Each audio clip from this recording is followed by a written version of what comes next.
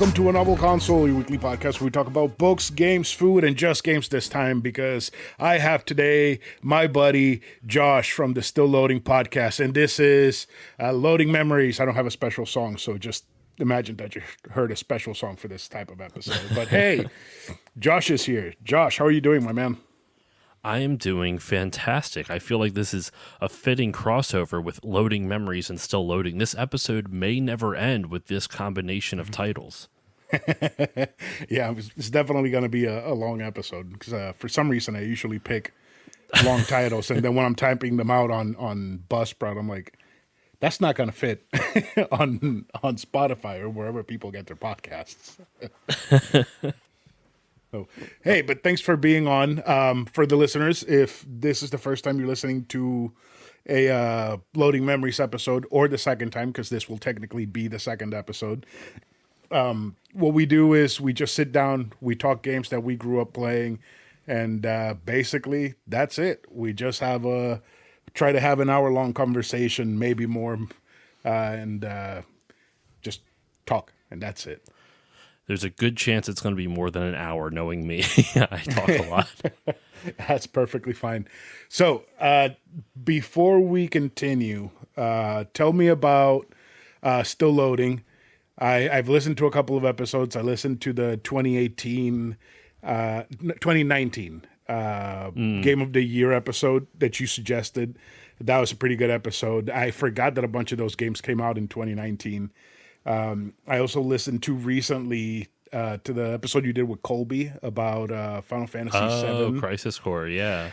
Yes, that is my favorite piece of Final Fantasy VII content ever, and I was pretty excited to see somebody that took both the original and the remaster, and talked about both. So that was a very fun episode. Wasn't even like intentional. I literally was just like, who's the biggest Final Fantasy VII fan I know? And it's Colby. So then he's like, I never played the original. I'm like, you know what? That actually kind of makes it really nice. We're attacking this from two ends. So you know what? We'll take something semi-negative by us not playing the exact same version and turn it into a positive. Yeah, no, that was definitely a very interesting episode. Just hearing about both sides, and especially hearing Colby's take, because he didn't grow up with Final Fantasy VII because he's severely younger than us. And severely, so that's an adjective for it. Yeah, severely younger than us, and he came into it when he was when he was sentient, when he had a conscience and he could make his own opinions. So it's not like it was pushed into his face like it was with us growing up, because it was either that or nothing. After that kind of like sweet spot age, I always feel like there is an age range where when you play games, those are the games that are the most formative for you personally. Like ages. It starts when it's 8, but I think like 12 to like 17. And I say that because 12 to 17 is when you start being able to kind of get over the fact that all games are like amazing. Because when you're a kid, you think all games are amazing because it's a game. Of course it's amazing. It has to be. It's a game. I love games. Right. And then when you turn 12 and set like 12 to 17, like preteens to like teenage years, you start kind of understanding things you like and don't like about games, and that's also when you're in your most emo. So when you ever have games like Final Fantasy that have like those big emotional through lines, all of a sudden it's like, oh my god, this game's speaking to me. I've never seen this before. Like it's that type of art that suddenly is speaking to you that had never spoken to you before. So now that at that age, it's like those games that like resonate with you when you're 12 to 17 are the ones that just because now all of a sudden you can more critically analyze games. I feel like they stick with you more, for better or worse. Those are the games that when you get old enough, you can acknowledge the flaws and it doesn't matter. Donkey Kong 64, one of my favorite games of all time. So many flaws in that game. Doesn't matter. That game rules. No, I get that 100%. I agree. Donkey Kong is one of those games that I did play while I was growing up. And thinking back on it, I had no idea what I was doing because I barely knew any English back then. I must have been like maybe somewhere between 10 and 12.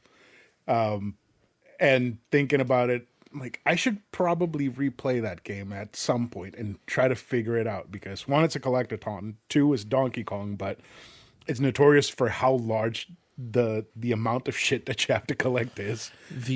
I'm actually going to be. This is a little teaser for both, I guess, the public at large, because I haven't done it yet. But I want to I want to start working on my writing more. And my first little bit that it's gonna be free on Patreon. I'm not gonna like put it behind a paywall just because my writing I don't think is worth it just yet. But I want to do a little essay on about why Donkey Kong 64 is good and why collectathons aren't necessarily bad.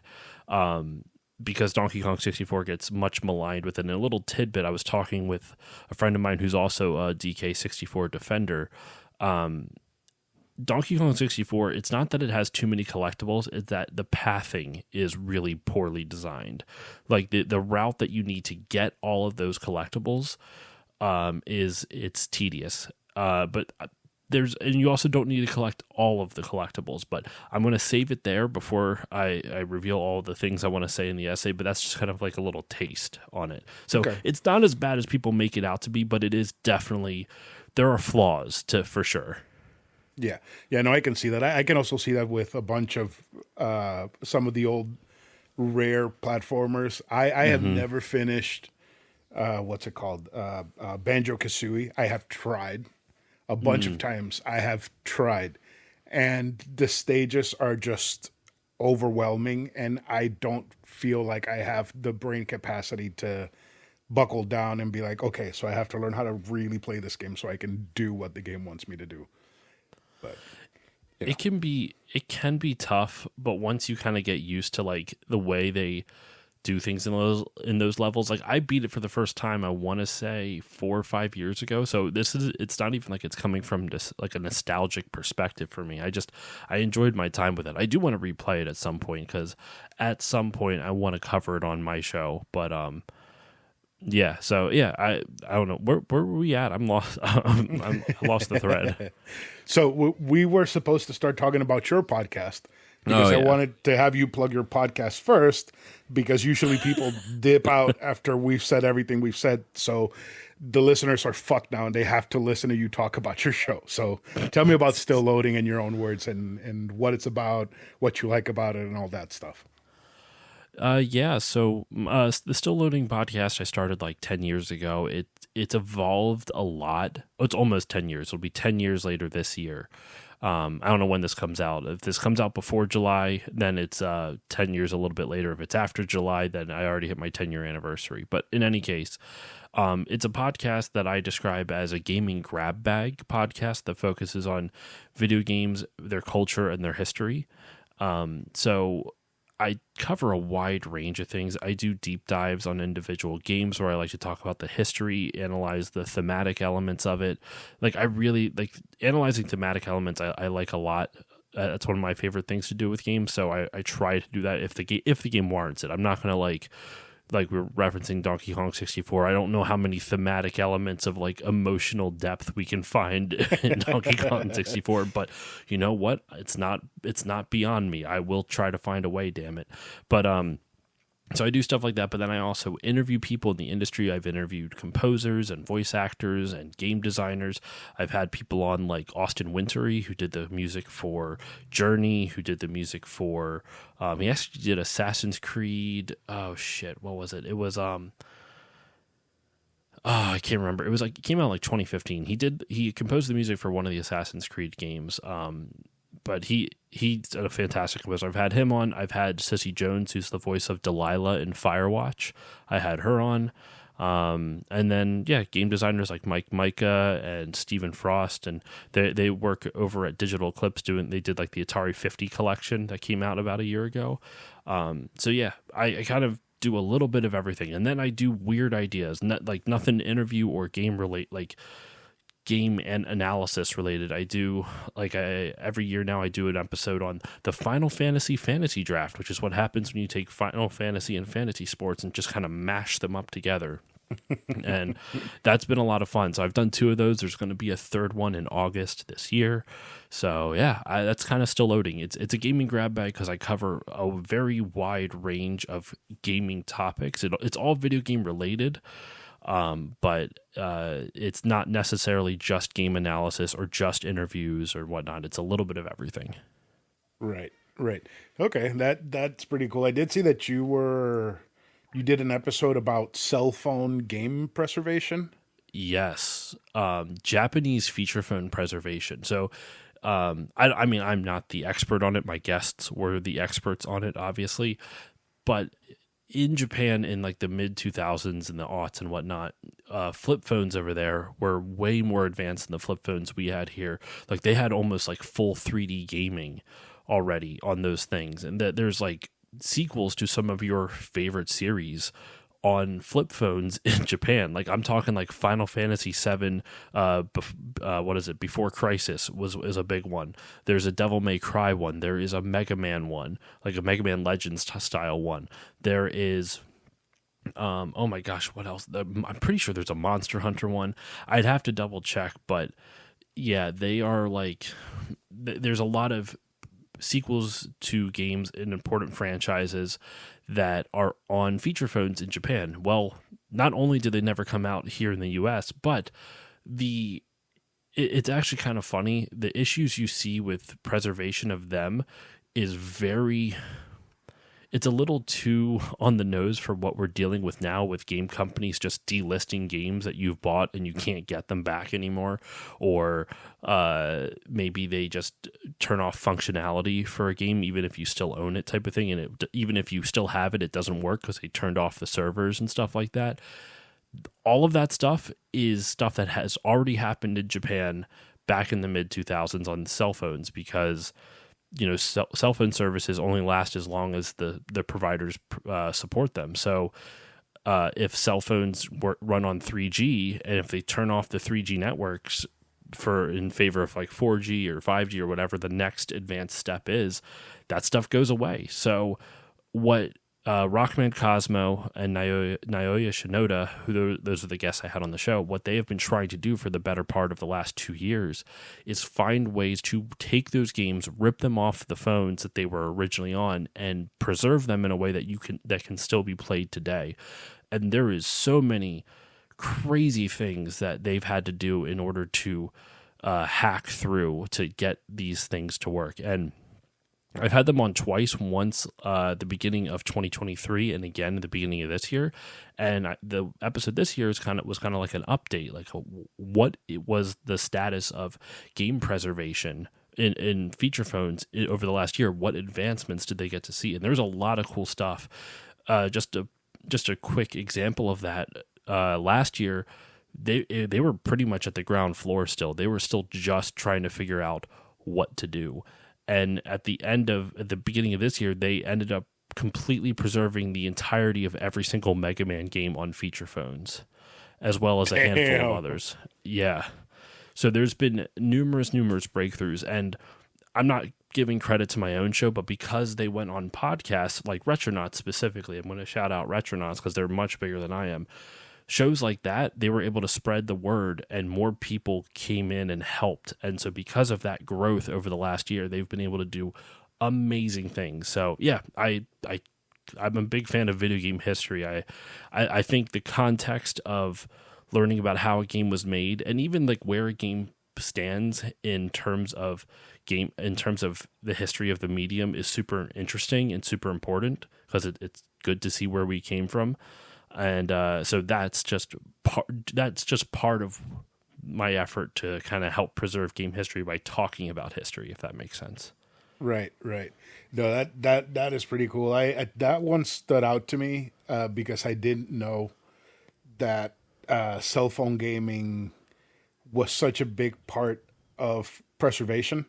Because usually you think cell phone games, you think Candy Crush, Bubble Witch, something simple and stupid like that there's a million of copies of.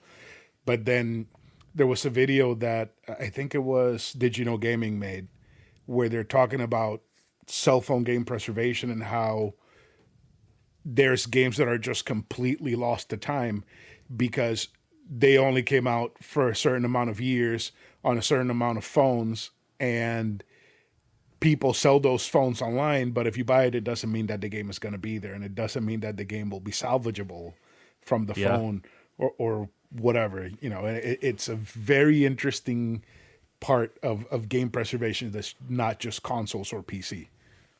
And I think cell phone gaming in general gets such a bad rap. Kind of understandably, it's a lot of predatory business practices mixed into all that, where you have to watch a shitload of ads, or you have to pay money, or you have to do all this and that. But there is an element of like gatekeeping within and I'm guilty of this, mind you. I'm not like trying to make it sound like, oh, the gamers or they're mean to the cell phone gamers. I mean, that's true, but I'm also guilty of it. But like, I think what cell phone gaming in terms of the North American perspective really did was it brought back a lot more of the casual audience. Like there's a reason why after like Donkey Kong and Pac-Man and games like that were super simple, and as games got more complex, the audience size dwindled, because now it's a lot harder for people to wrap their heads around it. Now with people growing up and parents growing up now with gaming, it's that core gaming audience has expanded again. But I think cell phone gaming really brought in casuals again. And they may never play, a Call of Duty or a Zelda or a Final Fantasy or any of these games that Call of Duties might as well be just like a casual game at this point too. But you get what I'm saying? A core gaming audience, they may never play that, but they still play games, and people just forget about it because it's like, well, that's not important. That who gives a shit about Candy Crush, or who gives a shit about Farmville? I'm like, well, game history doesn't really we don't decide what's important in 50 years. We don't know who's going to give a shit and like what people in 50 years are going to be interested in or give a shit about. So it's kind of important to talk about these things, even if they seem simple and silly. I mean, I think one of the most underspoken things in game history is this leads into what I'm going to say. Sorry. This will lead into one of the most under talked about parts of game history, but one of the most important parts of game preservation is context, historical context, what a game meant to people at the time that it came out and the story surrounding it. So for example, this wasn't one of the things this wasn't what I was originally going to lead with, but Animal Crossing New Horizons, right? If you give someone that cartridge in 50 years, let's say it even has all of the updates, every single update that they added to the game. Let's say it's all crammed together in a cartridge, so they got everything that Nintendo put in, right? Let's say they can even experience it in order of progression, like what it was like originally before all the updates, and then as all the updates added on. There's still a whole lot of context missing from that, even if you just have the game data, because if you just have the game cartridge, you have no idea what it meant to people of our generation in 2020 when the whole world shut down and we had to throw fucking birthday parties on people's islands in Animal Crossing, and we had to hang out with our friends and design our islands, and so that way it was like bringing your friends into this new home that you created, and it was a way to connect with people, and it was a phenomenon in 2020 and a little bit into 2021. That's super. I mean, for fuck's sake, there was late night talk shows that had islands that they would like show on television. Like Animal Crossing was huge. That's context for the game that if you just take the game and you rip the ROM and you do all that other stuff, you don't get any of that shit. You don't know any of that stuff. So in a weird sense, podcasts like yours, like a novel console, like I know you don't focus on just video games on your show, you also cover books and whatnot, but like shit like that, like just talking about games is more important than you would think, because without that context, all you have is a ROM and you don't know the importance of it. And now to take that same thought line and process and bring it back to phone gaming, Pokemon Go. The summer of 2016 was like the close. We joke around, but I'm semi serious about it. It was probably the closest to world peace that we have been in a long ass time. People of every political identity was like walking around playing Pokemon and talking to each other in parks, and it was a wonderful time. And that I don't think you can really quantify by just looking at like a rip, like if you just rip Pokemon Go off a phone, right? Context is super important, and that's what I was going to say. I don't think the summer of 2016 specifically is talked enough about in terms of the context of game history, because I feel like that. I mean, for crying out loud, that's gonna be 8 years ago really soon, which is just Right. nuts to think about. But I'm sorry, that was a long-winded rant about game preservation and cell phones and feature phones. And just to be clear, I have no interest in cell phone gaming, but there are literally hundreds of thousands of games that have been delisted from the iPhone store, or the iPhone app, and all that other stuff, and Android apps, and all that other shenanigans. And what about the exclusives on like that were only on Android or only on iPhone or only on Windows phones? Like there are stuff like that. That's never like, just because I don't give a shit about it doesn't mean it's not important. So that's why I always find it interesting when like it's like when I look at feature phone games, it's kind of like my end to be like, see, these are important, so therefore even though we may not like what modern gaming is in terms of on cell phones, it's still important because in 50 years hopefully we can learn from the predatory business practices of freemium and shit like that, you know? Right. So I honestly, I never would have given I think game preservation is important. I think it's very, very important, to the point where I think it's more important to save a copy of Pac-Man for the Atari is more important to preserve than the whole Beatles discography. But that's just I me, mean, right? I guess that's a matter of opinion. I'm not even a Beatles fan, but still, either way, both are important. We can at least agree at that. Right, right. But I always thought that it's very important to preserve the data, for any kind of games that were published, that weren't published, games that were released for a certain amount of time and then delisted, or games that were only online only, and then once the servers are shut down, they're gone. But I never saw that side of what was going on when the game came out. And like you said, Animal Crossing had that big attachment to it of the world shut down. This is the only place where we can hang out with our friends that somewhat brings us joy. Mm-hmm. And same with Pokemon. I'd never seen that side before. And I think that's a very interesting way to look at preservation apart from just saving the game itself. Mm-hmm. So that future generations can study and learn from and, apply what they see into whatever they're making.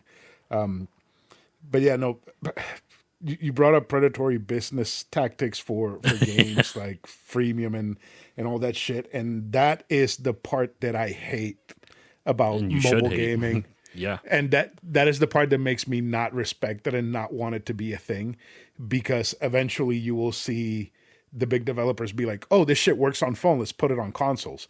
And then you get bullshit like the loot boxes in Overwatch, which I don't play Overwatch, but still, that happened, and then a bunch of games adopted it. Fucking Shadow of Mordor and Shadow of War, which are single-player games, adopted that bullshit.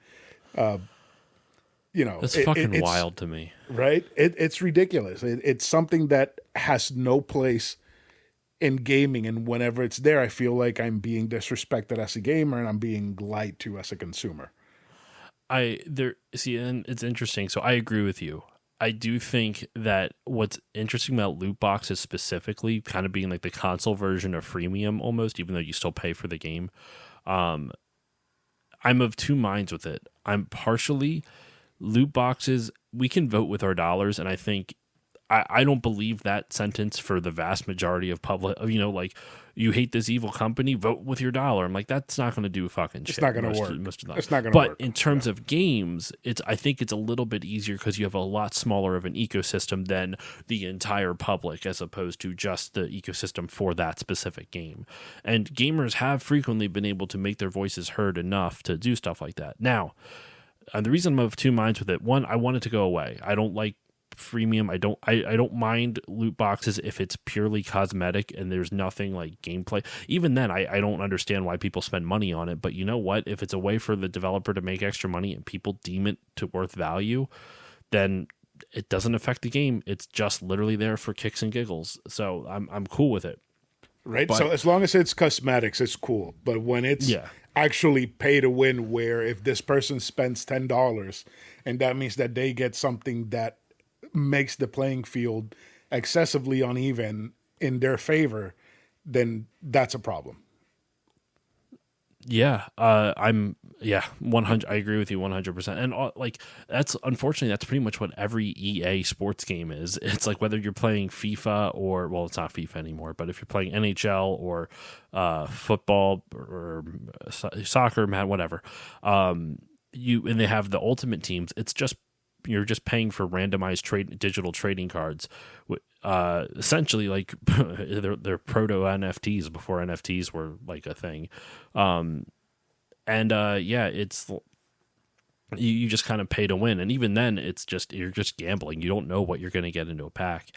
What I find, what the reason I'm conflicted with the microtransaction bullshit because I hate it. I genuinely hate it. I think it's predatory, and I don't think it's good for the medium.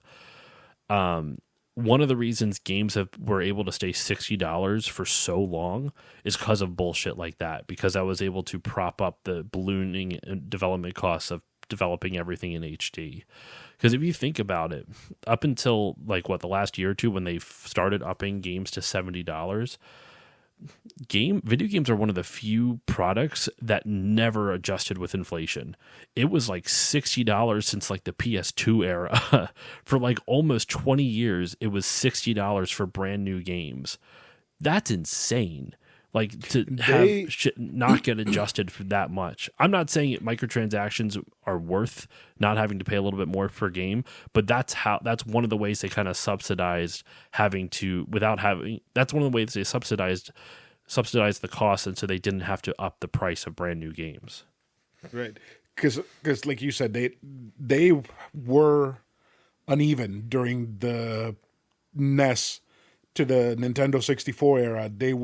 Prices were all over the place. Well, and yeah, then exactly. they were all over the stabilized. place then. They stabilized PlayStation 2 going forward because I remember them being around $50 ish, and then PlayStation 3 they went up to 60, and they kind of stayed the same until now when they're 70, which I don't mind paying the $70 because when you adjust for inflation, a Super Nintendo game would cost you in today's dollars $120, where I would rather just pay the 70 for a brand new game than 120 for a game. Dude, even if back in like 90s dollars, some Super Nintendo RPGs were $100 in like 90s dollars. So like you adjust that for inflation, you're looking at probably close to 150 to 200, probably more than 200 now with how much inflation has risen over the last year. But yeah, we went off on a tangent. All this game history and whatnot. We're good. That's what the show is. I just got a notification telling me that I'm recording with you. Oh, good. Yeah, my phone's going off. It's like, record with Josh.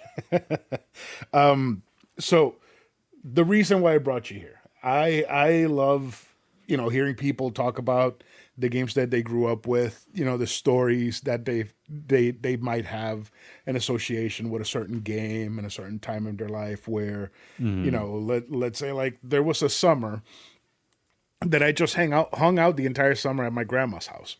And all I did in the afternoons was just sit in the balcony with my Game Boy Advance and play, I don't know, Chain of Memories or Supersonic Warriors while listening to music on my CD player. And to me, that was a great time that I had while I was growing up. And I just want to hear and listen to people telling stories like that and what their favorite game is and why and how did it start and how they started playing, what was their first game and all that. So what is your favorite game of all time? Is it Donkey Kong 64? No. That is a loaded question, though. That is a very,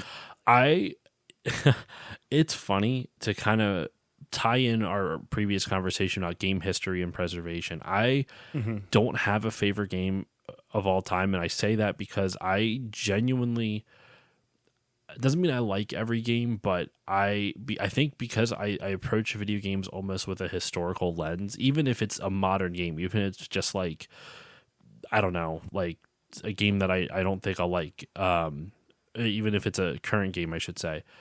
I think pretty much every game is good in some way, shape, or form, even if I don't like the game. No, don't get me wrong. There are objectively bad games, like the game is literally broken or it's janky as hell and it's programmed to shit and it doesn't work. And they do exist. I'm not saying bad games don't exist, but by and large, like most games that come out, even if they're meh, you can find something that's interesting about them, usually not when they're contemporary. Like if there's a game that's like awful now or like not great now, it's like a B or C tier game in terms of quality.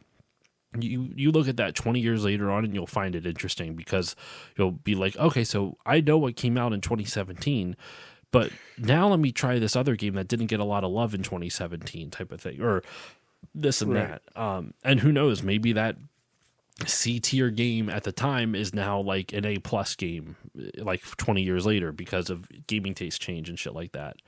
I got So, the perfect game for that type of category of B or C, and it came oh, out a couple of months ago. It's RoboCop Rogue City. oh, geez, okay.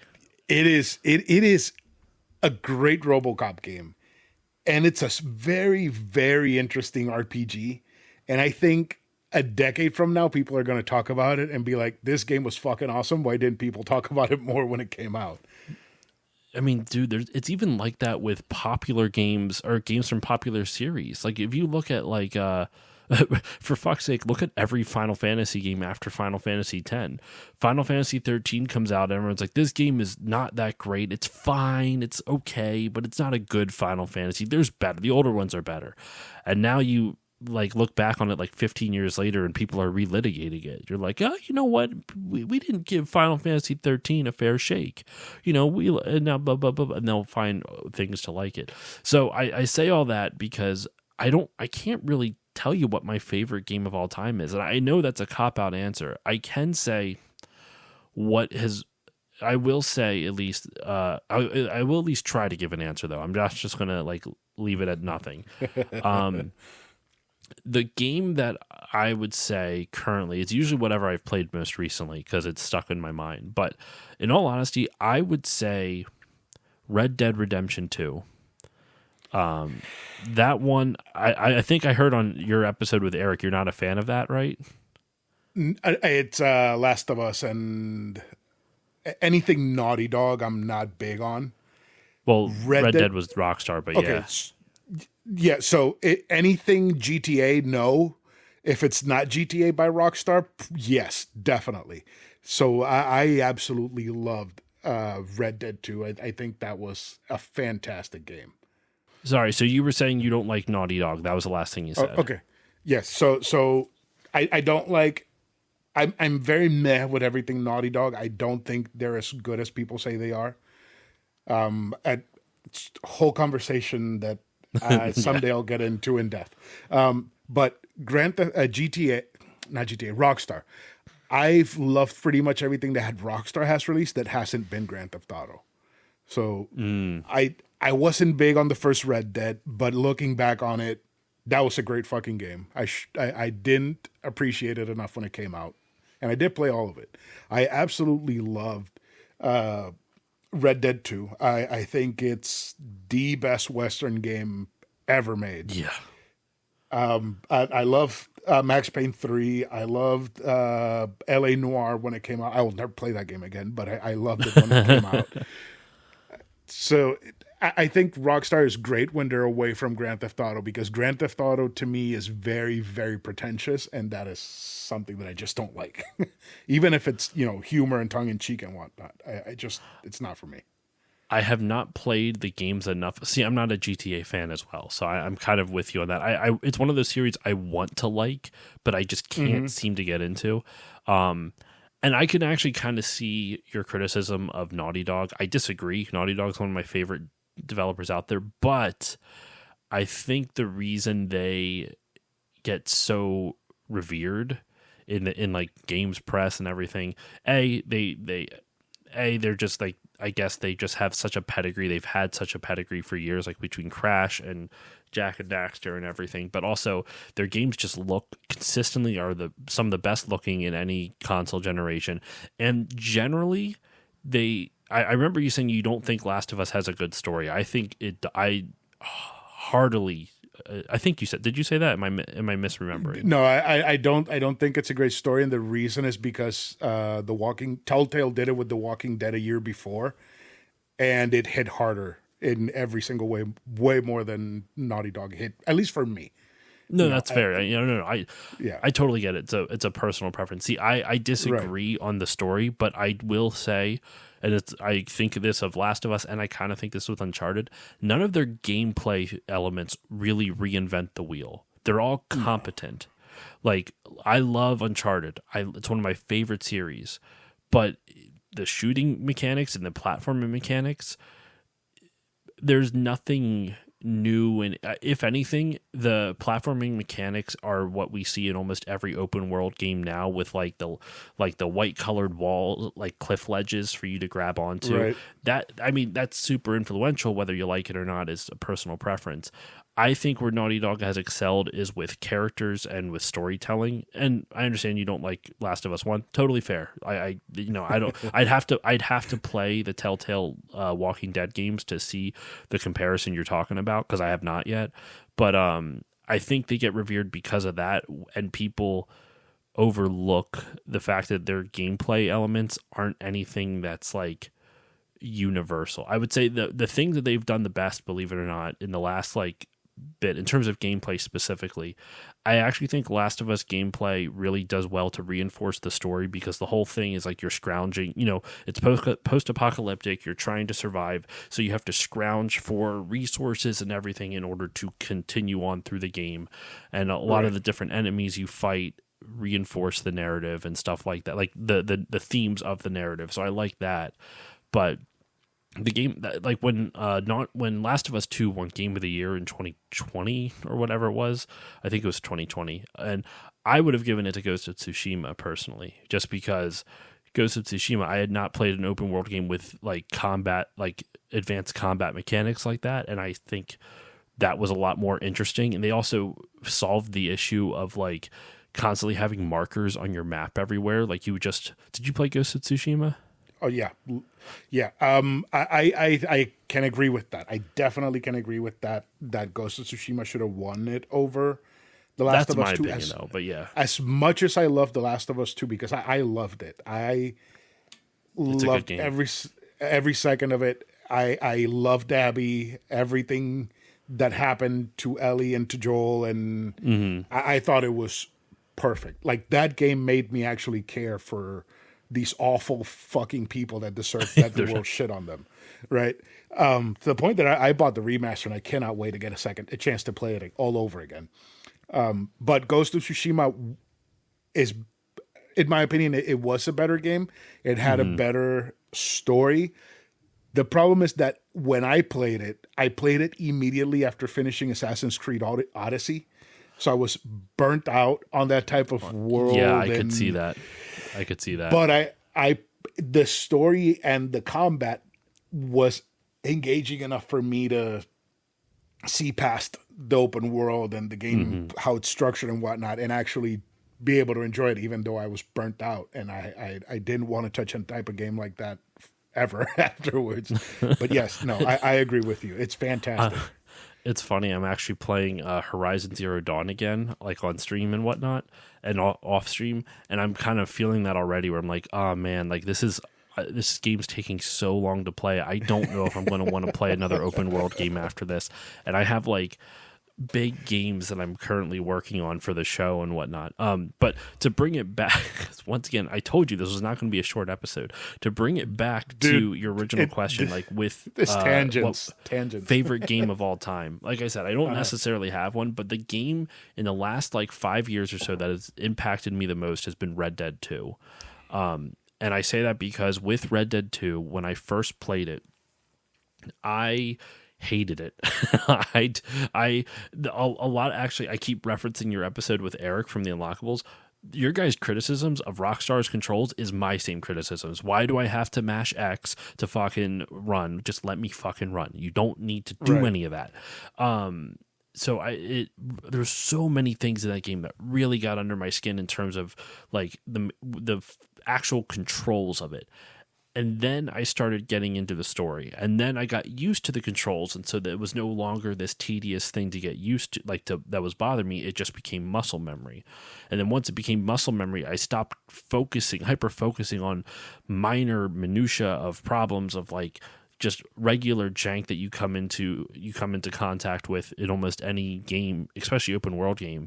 Like I mentioned Horizon. I try to control Aloy is like there's so many moments where she gets stuck on rocks and shit like that, and I'm like, why did this not bother me for Horizon, but it took me a little bit to get used to with Red Dead, and Red Dead was better, like mechanically, at least when I played it. I played it after all the updates and everything. But what really Red Dead, you don't get stuck on a rock, you trip over it. Yeah. But like what really got me with Red Dead was the character of Arthur Morgan, the whole story and his whole journey.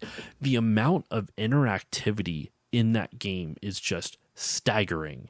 Like, and how like there's physics, like you can shoot water troughs and like where the bullet holes are, water will pour out of it. Like they coded physics like that. Like it's insane the amount of interactivity in that game. And obviously the famous thing when they were marketing the game, horse testicles, when he goes up to the mountain, the horse testicles whoop, right up close to the body. And when it's down in the valley, it starts drooping. Right. It's so did you play Max Payne 3? I have not played a single Max Payne game. I own the first one, and I think that's it. Okay, so Max Payne 3 had a bunch of the shooting stuff from Red Dead where you would be in a gunfight and let's say you would shoot somebody in the stomach and they're still alive. But as the gunfight progresses, if you don't kill the guy, eventually he will bleed out to death. That's wild. That is things that they implemented into Max Payne that they took and they've been implementing into their games ever since. Because the way that these Rockstar games used to feel to me is that they would release, let's say, Midnight Club, and they would take the driving from there and put it on Grand Theft Auto. And then they would take the shooting from some game and then they would put that into Grand Theft Auto as well. And they would just keep evolving all of these formulas that they had created and mastered into a package that would, be cohesive. Mm-hmm. But the thing is that even though the gameplay and everything feels great, everything else around it, I'm not interested in. So I don't care about the gang wars. I don't care about the Italian mafia, the parodies and whatever. No, I want the story to be. I don't even want to say relatable because I can't relate to Arthur Morgan. I'm not a Western desperado. I would say the difference is that they treat the stories in Red Dead Redemption as more serious than parody. Like the stories in Grand Theft Auto are like there's some serious moments in them from my understanding, but for the most part, the game is pretty tongue in cheek. Like the story is tongue in cheek, the humor is tongue in cheek, and in Red Dead Redemption, like Arthur's dealing with the heavy, like a lot of heavy thoughts and feelings that I don't want to spoil it for anyone who hasn't played it, so I'll keep it spoiler free just in case. But the big plot twist as to like what happens to him, that I'm sure you know about. You know what I'm talking about. Yeah. That deal. It's not something I can relate to in the sense that I did not go through the same thing he did, but it's one of those things where it's a very human emotion to be afraid of what he's afraid of. And I still look back at the scene. There's a scene on a train station with him talking to the nun, to this nun that he's helped out in some of the side missions, and it's this really heartfelt conversation where she's like trying to tell him like that he's lived a good life, if depending if you choose to be a good Arthur Morgan versus a bad Arthur Morgan, but she'll say that maybe it's the same dialogue for both, I don't know, but she says like, I know you, like I've seen how you interact, you're a good person, and obviously Arthur has done awful heinous things, and he's just so remorseful of everything, and he's afraid and he's scared, and he's been so pent up with it, he doesn't know how to relay it, so he has to talk about it to a complete stranger because he can't say it to his friends because they're in it with him, type of thing. It's right. A really heartfelt moment, and I I think it's easier to relate to the characters in Red Dead because their reactions are more human as opposed to more parody. Right, right. And yeah, no, definitely I can relate. The biggest part that I can relate from Arthur is when he decides, I'm going to make everything right. Mm-hmm. Because everybody has gone through that point where they're like, I really need to make things right with whatever, be it a family member, a friend, or whatever. I actually got to, do better and be better. And that segment of the story where Arthur is struggling so hard to do good because he wants to do good, but he doesn't know how or if it's working when he does, that was just incredible. It was Mm-hmm. perfect. It's great. And that's what I loved so much about Red Dead 2, and then thinking back on Red Dead 1, John went through a lot of the same stuff too. It's definitely rough around the edges in Red Dead 1, so I totally get why. Like, I'm not a huge fan of it either. It's the first time I tried to play it, I kind of bounced off it as well, similar to you. So I feel what you're talking about, where you can appreciate it more now, but it's still like take out the gameplay enhancements of Red Dead 2. I think just storytelling wise, Red Dead 2 just blows it out of the water. Oh yeah, yeah, no, definitely. And you get attached to the side characters too, and then Mm-hmm. it hits you harder when stuff happens to them. Red Dead 2 is great. The game is fucking Dude, awesome. It's good. Like I said, I'm surprised to consider it my favorite game of all time. In fact, the episode I did on it with my friend Justine, she was the one that kind of got me to try it. And I remember I ordered the game from like Best Buy, like online or something like that, and it shipped to me. It was during the pandemic that I played it because we had all this extra free time, so I actually played through that. I forget, I might have played through one, and I binged through all of it, and I absolutely adored it. And it's just funny because I was texting her just whining about all the random stuff, like, why does Arthur control this way? This is dumb. Why do I have to mash X? Blah, blah, blah, blah. Just complaining the whole way.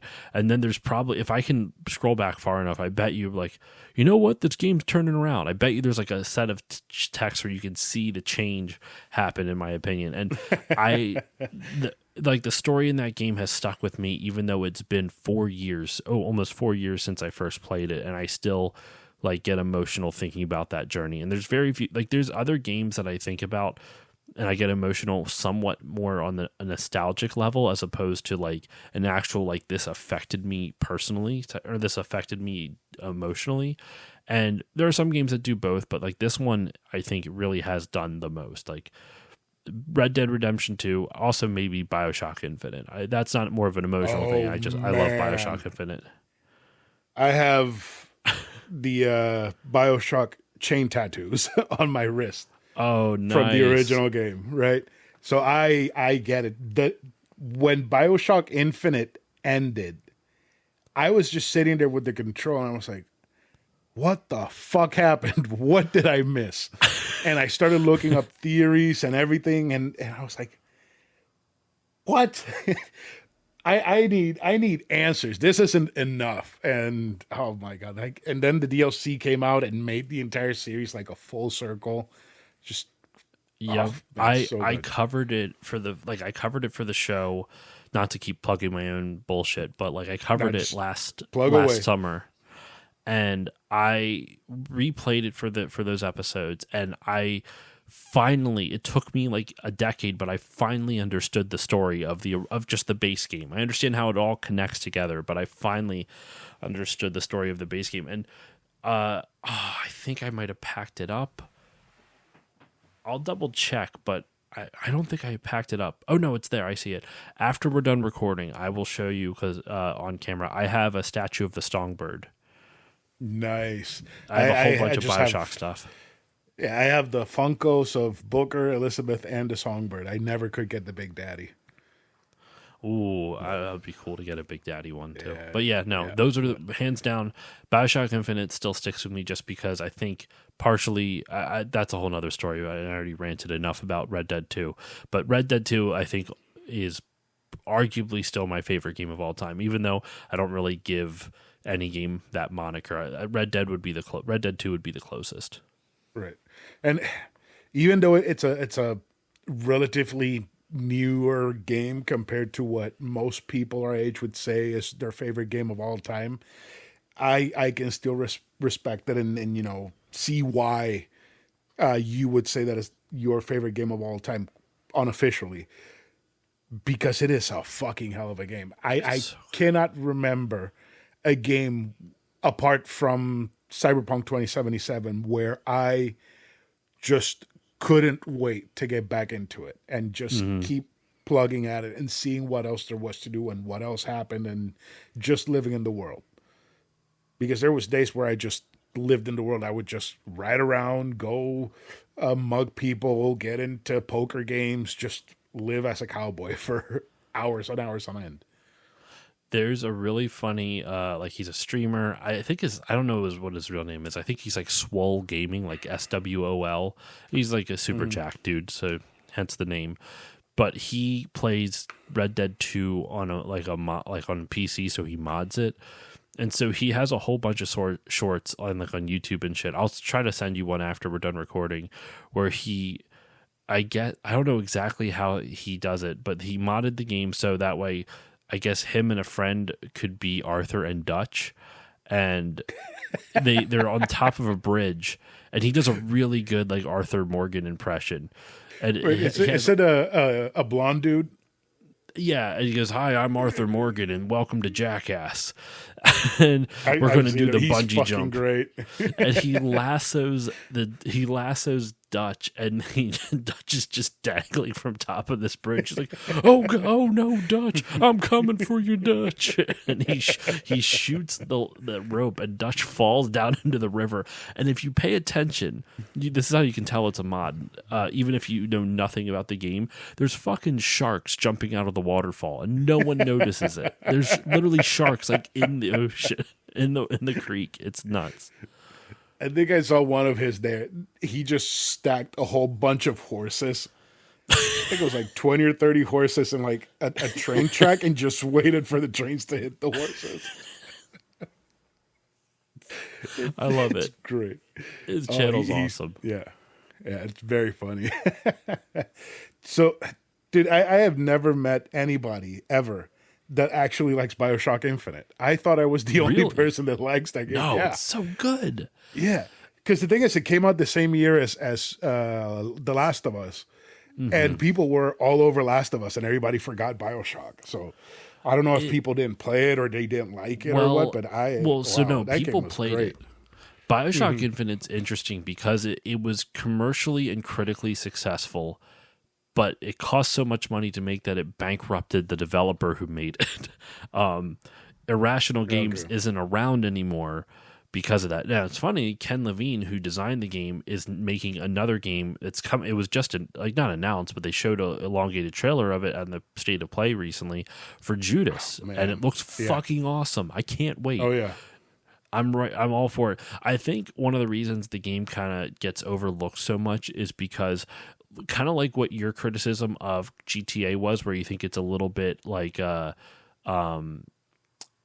what is it? I forget what you said. It's the exact same thing that people say about BioShock Infinite, where it's pretentious. That's the word. Okay.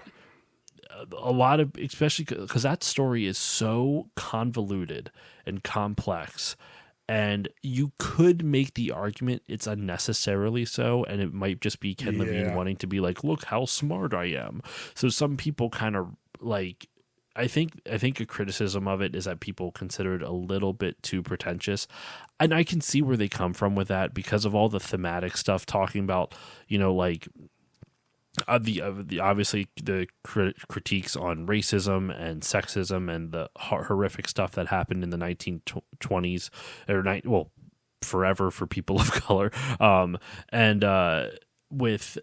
but specifically in that era, and then also like the whole religious stuff and like the anti-religion messages and listen, and I'm not going to shove this down any listener's throat. I'm a Christian. It doesn't bother me that he like really shits on religion in that, because honestly, religion deserves to be shit on a lot. So I even as a Christian, I will I hate you. I almost feel weird calling myself that, because I won't go into it. It's a whole thing. I'm very disillusioned with the religious side of Christianity, if that makes sense. And I'll just leave it at that. Yeah. So, Yeah. with BioShock Infinite, it's very on the nose, but I could understand how that could rub some people the wrong way, even if you're not religious, because sometimes when a message is just too on the nose, it gets a little annoying. It's like, we get it, you don't like this. You don't have to keep telling us you don't like this type of thing.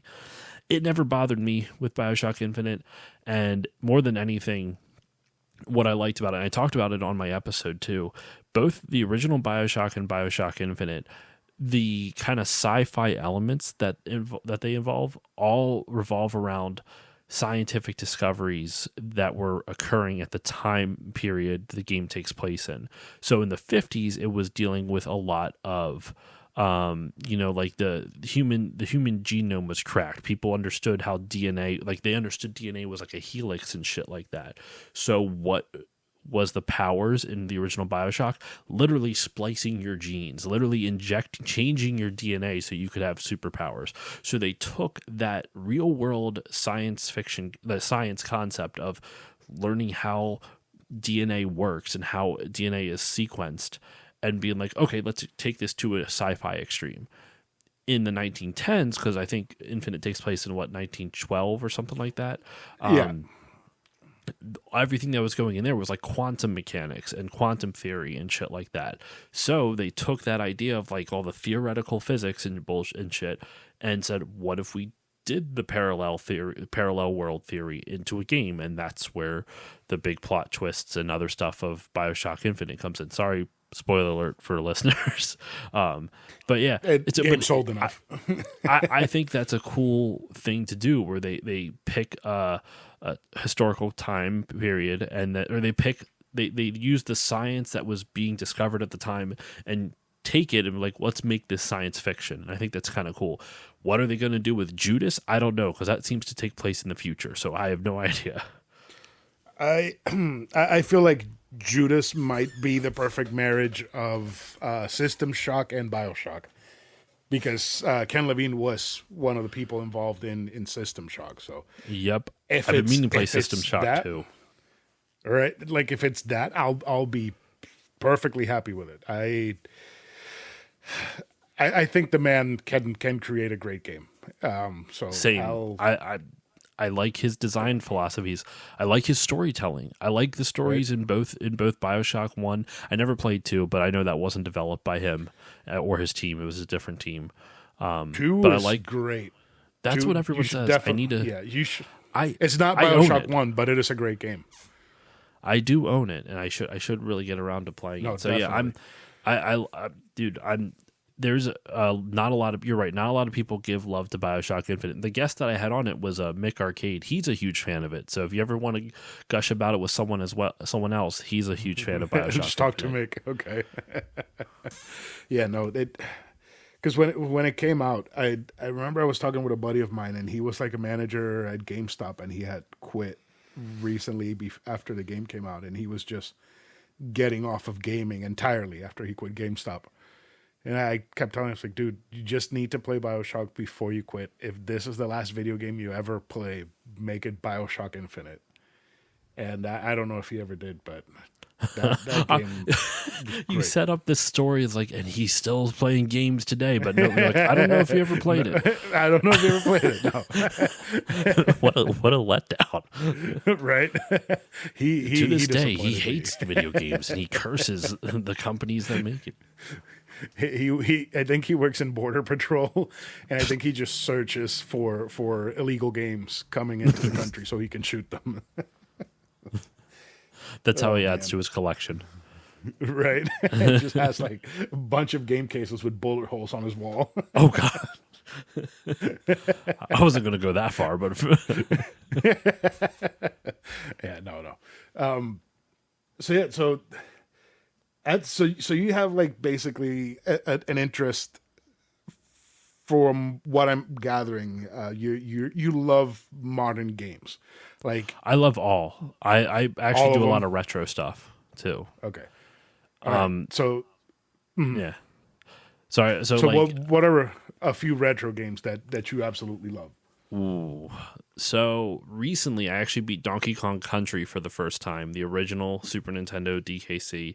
Loved it. I actually think it holds up better than I was expecting it to. Obviously, love Mario. Who doesn't love Mario? One of the earliest gaming memories I have, actually, and I did an episode on it somewhat recently. I got to stop shouting out my own bullshit. I'm so sorry. I feel like I'm You're just good. plugging. You're good, dude. I One of my earliest gaming memories, there is a obscure Macintosh game called Power Pete. It is a top-down shoot 'em up action game. Like it was later renamed Mighty Mike, and actually you can legally download the entire game for free. Like you don't need to install anything. You can just download the exe with all the files and you can play it. But it came out in like the early 90s, and it is this awesome action game where you play as this action figure named Pete or Mike, I guess, in later iterations.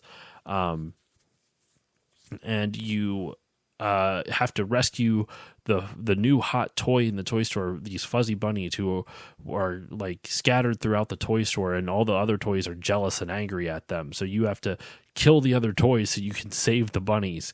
And you get literally like dozens of weapons. You have suction cup guns and jawbreakers are the collectibles. Suction cup guns, excuse me. You have rocks. You have rubber band shooters. You have oh my goodness, like toothpaste guns and stuff like that. It's all like kind of toy store themed type of thing, and it's a really fun shooter. And I played it a ton as a kid, and no one ever talks about that game. I really love that game. It's one of my favorite childhood games, and it holds up decently now. The controls are a little floaty, but considering you can literally legally download it for free from the developer, who I think has since shut down. It was developed by a company called Pangea Software. They actually ended up making a bunch of games for iPhone and stuff like that before they shut down. But they have all their games out there now a lot of their games out there now for free, and it's really cool. Power Pete was a really fun game, and it's got a decent soundtrack. It's got some pleasant visuals. It's got a lot of weapons. Like my favorite weapon in the game, there's like these exploding birthday cakes that do like AoE damage. It's fucking great. It's a great game. That sounds like fun. It looks a lot like is it Ikari Warriors for the NES? It looks like one of those Jungle I would say Commando better games graphics than the. Yeah. It was definitely better graphics than the NES, but maybe like the arcade version of it for sure. Yeah, but I'm actually a collector. I mean, you can see a little bit of it behind me on camera here. I actually have like a bunch of original Nintendo games, a bunch of Super Nintendo games, Genesis, N64. What you can't see, I'm actually in the process of tearing this game room down because my wife and I are trying to find a new house to move into, and I don't know if I'll have a game room there, so I'm having to put a lot of this stuff into storage, which kind of sucks. But it is what it is. So I'm in the process of tearing it down. But like I have games for the Atari 2600 all the way up to the PS5. Oh, Jesus, that is a collection. That is a lot. I've been at it for a while. I would say some of my favorite Super Nintendos, obviously Final Fantasy VI, which was 3 over here in North America. I have Chrono Trigger. What's another favorite like Super Nintendo that's not just like some... I have Earthbound. I do have Earthbound. I like Earthbound. Man. I like Earthbound. Mega Man X is really good, obviously. I would try to find like obscure weird games that I'm not saying these are good, but I would go to my local game store and I would bring like $10. I'm like, all right, what can I get for $10? I don't care what it is. It just has to look interesting. I found a Super Nintendo game called Power Pigs of the Dark Ages. And I'm like, I have no idea what this is, but it's got a weird cartoon style on the art, and it's this weird like action platformer. It's super bizarre. But there's a game for. There's also one. It's Pink Panther Goes to Hollywood, but the side of the on the cartridge itself, where it has like the title on the side of the cart, it just says Pink Goes to Hollywood. I'm like, what the hell does that mean? What do you mean Pink Goes to Hollywood? And then when you look Pink at the it, singer? they just drop the word Panther. It's the Pink Panther, but they just dropped the word Panther. So yeah, My friend Jala is gonna get a kick out of this. Kabuki Quantum Fighter for the NES. I shout that out all the goddamn time. That is a super underrated NES platformer. That's awesome to check out. So yeah, dude, I collect bits of everything. I have game collectibles, the games itself. I have a bunch of the consoles. Are you looking up Kabuki Quantum Fighter? Yeah, I've seen this before. I've been meaning to put this on the Steam Deck. It's kind of awesome. I think I heard somebody talk about this recently, but I don't remember who it was. It might have actually been Jala, but dude, you should hold on. I gotta the just for the listeners, you gotta know what the premise of this game is. So the plot. I'm reading this off of Wikipedia because I don't have it memorized, but in the year 2056, we're only 22 years away from this. Right. Or sorry, 32 years away from this. In the year 2056, a virus has appeared in the main defense computer of the planet Earth. The origin and nature are unknown. Players adopt the persona of 25-year-old Colonel Scott O'Connor, a military agent who has transferred his brain into raw binary code using experimental technology in order to combat a rogue program in the main defense computer. That's a run-on sentence. It's so long. When O'Connor enters the system, his body forms the self-image of his great-grandfather, who was a kabuki actor. So, just so listeners can hear this, Scott O'Connor has a Japanese grandfather who was a kabuki actor.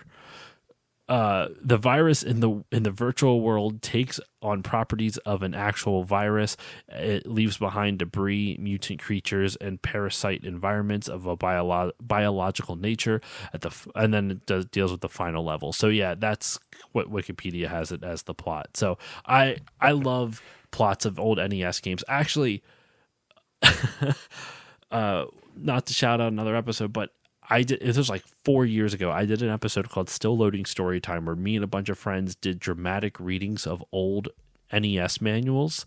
And it was all shit like that. Just like wild, wonky stories.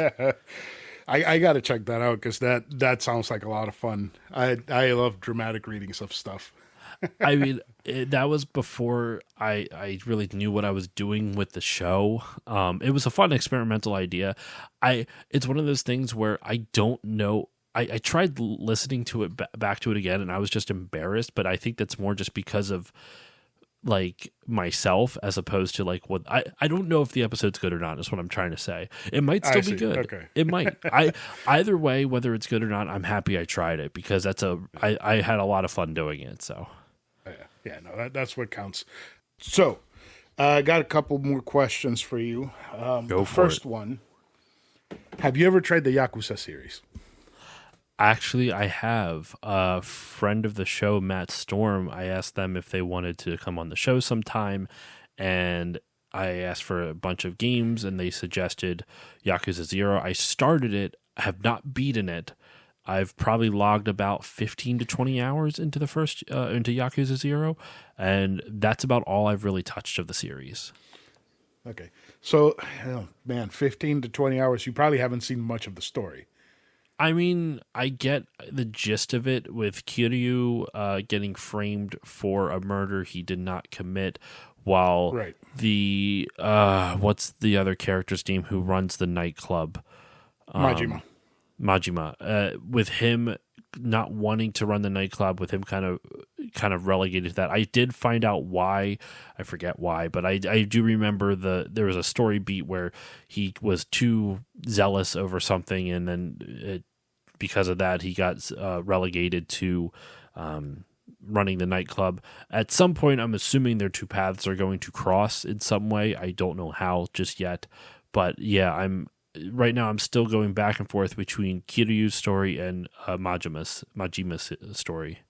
Okay. Well, I'm very happy that Matt got you to start with Zero. Zero is fantastic. And if Zero doesn't grab you, then Like a Dragon definitely will, because you have to play Like a Dragon. It's such a good JRPG.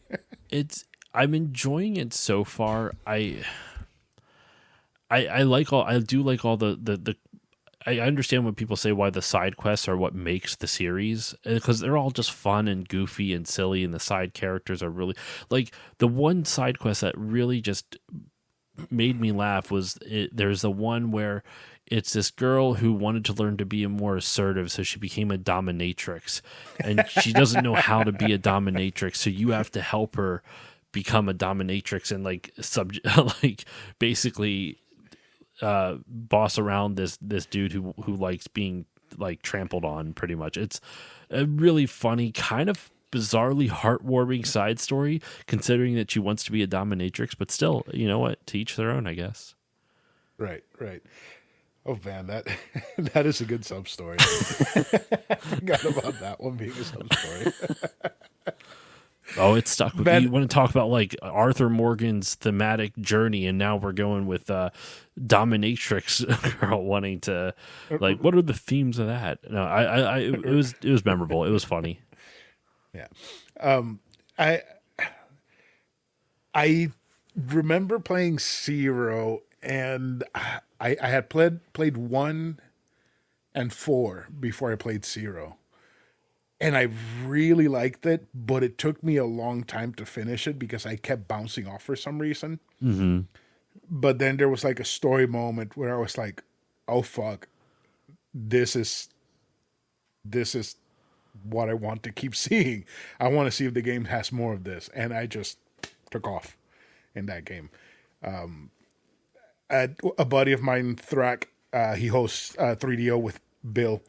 Yeah, I've guested before. Thrak was the permanent co-host of that. I was the second guest on that podcast. Oh, nice. So he loves Like a Dragon, but he has never gotten to that part in Zero where it's like, okay, now you're in, you got to finish. Because every time he stops playing it, he stops like immediately right before that scene happens. Once you see the scene, you'll be like, okay, yeah, this is stakes are definitely high in this, and it just goes from there. It just keeps getting crazier and crazier. So once you finish the game and you do the episode, I'm definitely going to be locked in because I want to know your full thoughts on the whole thing, especially if you're doing the episode with Matt. Yeah, I mean, I got to get back to it. Maybe after. So I'm currently playing Horizon Zero Dawn, like I said, kind of actually. So I finally got a PS5. I was not able to buy a PS5 for years. Finally got one because of my wonderful patrons. They like that money's going back into the show because the first game I get I still don't own a game. Just put in perspective, I saved up enough money through Patreon to buy the system, and I did get Astro's Playroom, but that's not really big enough of a game for me to cover on the show. That might be like a bonus episode for Patreon or something like that. I don't know. But the first game my birthday's coming up, and I'm still a grown ass man who asked for video games from his parents. So I'm going to be asking for some PS5 games, and we'll see what I get. I'll probably cover one of them on the show. But in preparation for that, because I do want to play Forbidden West, I'm replaying Zero Dawn. Maybe I'll I did an episode on Zero Dawn back in 2020, but I kind of want to redo it for various reasons. So who knows? Maybe I'll do both.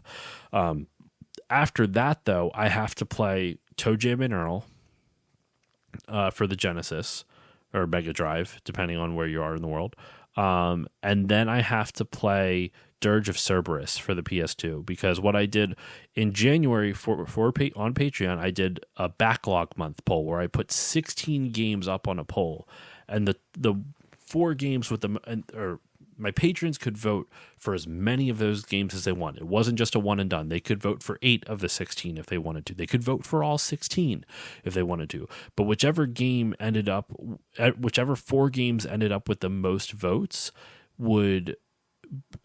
are the winners, and those were the ones I would play during backlog month. So the 4 games that ended up winning, the Order 1886 for the PS4. Great game.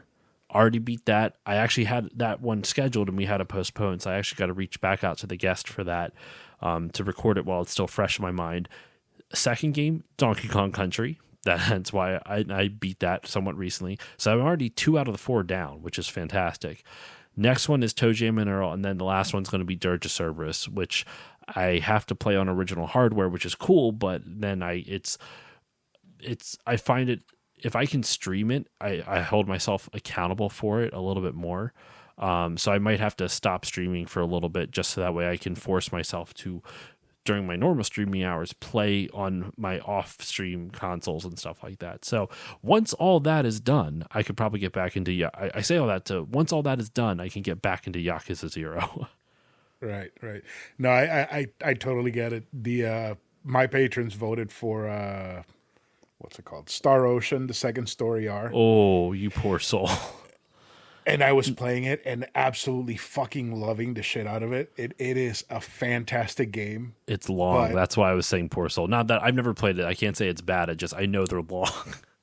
I mean, it's like 50 hours with each character, so you have like 100 hours that you have to play through. Which, whatever, I'll get it done. But the new Yakuza game came out, and that has just sucked my entire life. It is so fucking good. So I get it.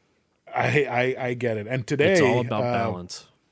Oh, yeah. Today, Persona 3 Reload came out, and that's something else that I want to go through entirely because that is my favorite Persona game. But dude, talk about it. I started that Persona 3. I got very far into it, and I got stuck on a boss, and I have not been able to beat the... I don't want to say I was over-leveled or anything, but like I was doing fine on all the bosses. I didn't struggle that much. Like it was a challenge, but never too challenging. And there's this boss where it just hits like a goddamn train and has it takes a boatload of damage and has a high defense. It's like 3, I forget what they are. I forget what level of the what's the school? It's not the TARDIS, that's Doctor Who. What's the thing that you're Tartarus, thank you. I forget what level of the Tartarus that it's in, but I'm stuck on it and I'm pissed off because I loved the story it had been setting up. And I kind of vaguely remember everything with like the whole, it's not the midnight hour. Is that what it's called? Yeah, I think so. I think it's the midnight hour, yeah. The midnight hour, the hour that stands still and everyone can like, there's like demons that walk around and shit like that except for you, and you can use your personas to fight them. Right. And you're trying to get rid of the midnight hour, and you meet a group of people who are trying to keep it because they want to feel powerful. And Junpei has like I think it's Junpei.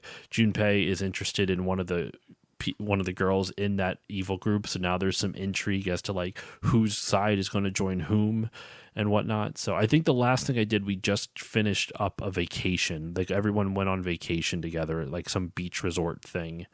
And we came back, and There's a boss in the Tartarus that I'm stuck on. You got pretty far into it. I'd say that's almost halfway through. A little bit more than half. I was pretty far, dude. But that boss, like, I don't... And every strategy guide that I look up, they're like, you just got to brute force it. I'm like, God damn it. Like, there's got to be something that I'm missing here. There's nothing wrong with kicking it down to easy and just... abusing it. That's how I'm going to play the game. I'm going to play it all over again. You know what? Easy. I might just do that. Because I can't fucking beat it on normal. I still have my memory card in my PS2 with. I guarantee you the disc is still in there. So I might get around to actually beating it this year. Are you playing FES or the original Persona 3? It's FES. FES. Okay, so you're playing the good version of the game. That's what people keep telling me. I don't think I'm going to play like because there's like the original and then there's like a second post story. Post story. I don't think I'm going to do the post story. The first game's long enough. I've never played the post story. I am definitely interested in it. Hopefully they turn it into a DLC for the remake because it tackles a lot of stuff from the ending of the base game. And the ending of the base game is one of those endings that sticks with you for a long time. It's what I want to. I like it. I don't remember a lot of the. It's been 2 years since I last played it, so it's been a bit of time. Damn it, but you the remember weird thing all is, that like, from 2 years ago? Yeah, that's how much it stuck with me. I was hooked on it. On my Instagram, if you go to my Instagram at StillLoadingPod over on Instagram, on my Instagram, there's like how like you can have like those story reels, like where you can save reels and whatnot. I have a Persona 3 set of from when I was playing it, and let me double check. How long ago was it? It was February of 2022 is when I started playing again. February 5th. And I forgot I named my character Reginald. So Reginald Flurfbin was his my character's name. I don't, and so every time they say Reginald Coon, I'm like Reginald Coon. That's very Rick and Morty name. That's funny. Yeah, so it's all just like, yeah, I have a whole bunch of like, how far does it say where I'm at? I don't know. The last update I had was March 4th, which doesn't mean much. I was fighting tanks, like these like enemies that are tanks. I don't think those are the bosses though, but No, those are just regular enemies, just tanks with faces. yeah. So yeah, I've been meaning to get around to it, and I will at some point. Just not just yet. That is a very, very good game. That was. I don't even know how I managed to get a hold of that game when I bought it. And I bought the FES version. I went through all of it, and then when it came out on PSP, I played all of the PSP, the P3P version, and had an amazing time just the same. It really is my personal favorite Persona game. I know that it's Rick Firestone's favorite too, so that's something that we bonded over. And yeah, not Bill's. Bill's is 4. When I inevitably do my Persona 3 episode, when I finally fucking beat that game, I'm going to just knock it down to easy. I don't care anymore. I think at this point, if I haven't touched it in 2 years because I'm too mad at this goddamn boss, then I think I'm playing on normal. I think that's what I was doing.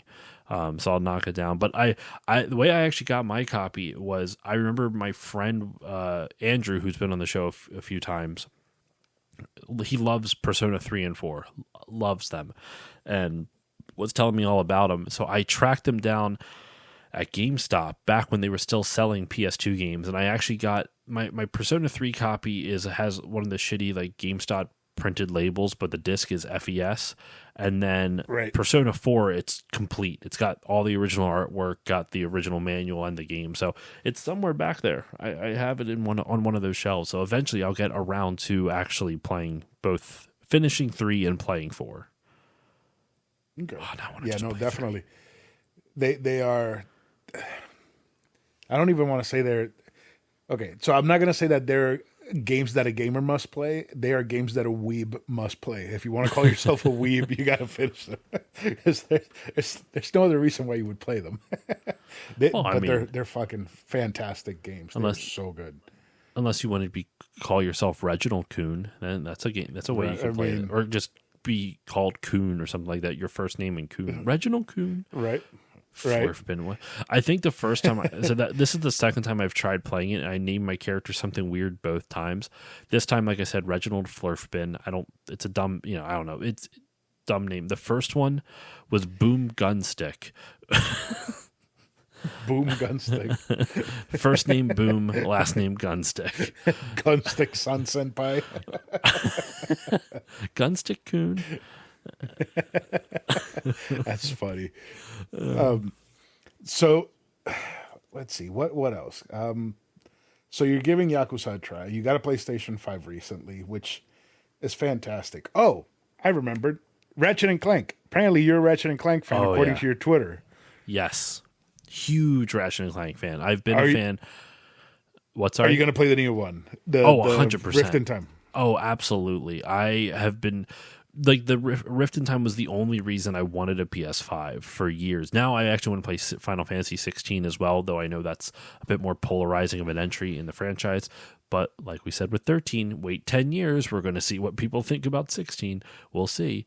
But no, huge Ratchet and Clank fan. It's one of the few game series that like I just adore every entry, even the weird obscure ones where they did one called oh my god, what's it called? It's not Into the Nexus. It's I forget what it's called now.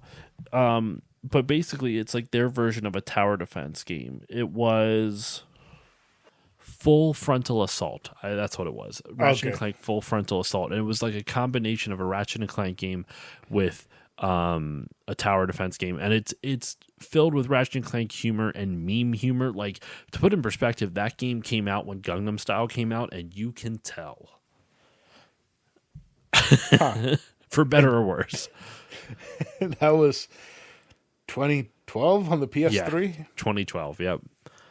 Oh man. So I love the Ratchet and Clank games, man. Specifically, everything like the first game is really good, but Ratchet and Clank 2, Going Commando, and Onward, all fantastic. Like they all kind of have like the similar gameplay style, and then they kind of reinvented it slightly with Into the Nexus in like 2012 or something, like maybe 2013 when that came out. And then there's only been 2 games since. It's been the Ratchet and Clank remake from 2016 or 15 or whatever, and then Into the Nexus in 2021 or 2, whatever year. So I really, really liked Rift Apart. I did everything. I didn't get the platinum, but I did pretty much everything there is to do. And it felt like one of those games that while you're playing it, that you're getting close to the end and you're kind of delaying finishing it because you don't want it to be over. It looked great, it played great, and it made me want to try out the previous ones because I had only just played the first one. So I decided to start all over again with the first one and finished it, and then started the second one, and I was like, I need a break, and I never went back to it. But Which you can I need see to because they're great. Which version of the first one did you play? Like the original PS2 version or the remake from 2016? I know that I've played a lot of the remake, but I haven't gotten very far into it. I did play all of the first one. Okay. The PS3 version that they released on Vita. The HD remake, the HD remake. Yes. Yeah. The first one is so interesting because you can see the foundations of everything that was going to come, but it wasn't quite refined just yet. Like when you are switching weapons, it doesn't pause, so you have to like really like plan out your weapons ahead of time. You can only put 8 weapons on your weapon wheel. You can't cycle through weapon wheels like you can in later games. There's no leveling up to your weapons. There's a lot of the other mechanics are a little bit floatier and stuff like that. The controls are a little bit different, but it's still like a really solid game, even despite those flaws. Like this, I mean, at the time, I would say it wasn't a flaw. That was what it was. But now, those controls don't hold up to what we're used to. But I love the series, dude. It is my favorite series. It's weird because I said Red Dead 2 is my favorite game, but like as much as I love Ratchet and Clank, none of the games are my favorite games. But the series as a whole is my favorite series. I can understand that. I definitely can. That I really need to play them because I feel like there's something there that I can latch on to and enjoy a lot. Because I do like, like I think it's on the first one. There's those grenades that you throw, and it just summons like a little robot that just eats the enemy. And then it gets to the point where you have like a bunch of those little robots just running around. In the second game, you get a weapon called the Sheepinator, and you just turn all your enemies into sheep. So if there's a bunch, and the bigger the enemy, the longer it takes to turn them into a sheep. So you kind of have to be careful with it. But it's fun because if you get a lot of small enemies, and you'll just have a whole flock of sheep just baying in the middle of a battlefield, just meh, meh. And if you upgrade it, you'll get the Black Sheepinator, which after a little bit they explode. Oh, what the fuck! That's great. Dude, I love that game series. There's so much. Oh man, I know you're definitely gonna love Rift Apart then because there is some great humor in that one as well. In all honesty, that might be the first. Like what I'm hoping to do is that when, like I said, I'm a grown ass man asking my parents to buy me video games for my birthday. Whatever game they get, one of them I have to do for the show this year. I'm going to make it a goal because I feel like if my patrons helped get me that. Like get me the PS5 in the first place, I have to put it back into the show. Otherwise, it's just me. Right. Like I don't know. I understand that they're doing it to support me, but at the same time, I at least want to make it so it's not just like here I went on vacation with your money or something like that. But I guess once you get patron, it's like whatever you want to do with it. I don't know. I'm weird about it. No, I definitely get it. Our we don't have a lot of patrons, but we have enough that whatever they pay for monthly covers the hosting site. So that on its own, it's more than enough for me. If there were any left over, we would do like we did at the beginning, where we would just pool it until we have enough to buy a game or a book, and then just give it out to the community. So if it gets to the point where we have like leftovers, then we will just go back to doing that, just pooling. It's a good idea, actually. Yeah, because Patreon does say you can't host giveaways, but it doesn't say that you can't host giveaways somewhere else if they're subscribed to your Patreon. So. Discord, baby. I mean, what? Right. Right. Sorry, I cut you off though. You were in the middle of another like sentence or question before I brought that up. I don't remember. Must have not been important. I remembered. The new character that they introduced, voiced by Jennifer Hale. That character is great. She is fantastic. I think you're definitely going to like her as well. I just love Ratchet and Clank, man. I'm in almost every incarnation, and Jennifer Hale is fantastic. I love her. I love her performances in almost any game she's in. I'm excited. I'm genuinely excited to try it out because I've heard nothing but good things about it. I know Ratchet and Clank games don't sell as well as they used to. Like, they're not the marquee titles that they used to be. I joke around on what is it? I shouldn't say joke around. Back in 2020, I did a series called The Summer of PS2 in honor of of PS2's 20th anniversary, and I kicked it off by covering the first games in each of like the big three platformers series for the PS2. Jak 1, Jak and Daxter 1, Ratchet and Clank 1, and Sly Cooper 1. I feel like those three had this like war of the platformers on the PS2 era, and everyone has their favorite. Mine was Jak and Daxter, and now it's Ratchet and Clank. But everyone has their favorite. Yeah. I didn't have a PlayStation 2 while that was happening, while they were relevant. I got it later on. But I do remember thinking, why does Sony need three mascots? And it's that they were all trying to be the mascot. The only one still around is Ratchet. I'm just saying.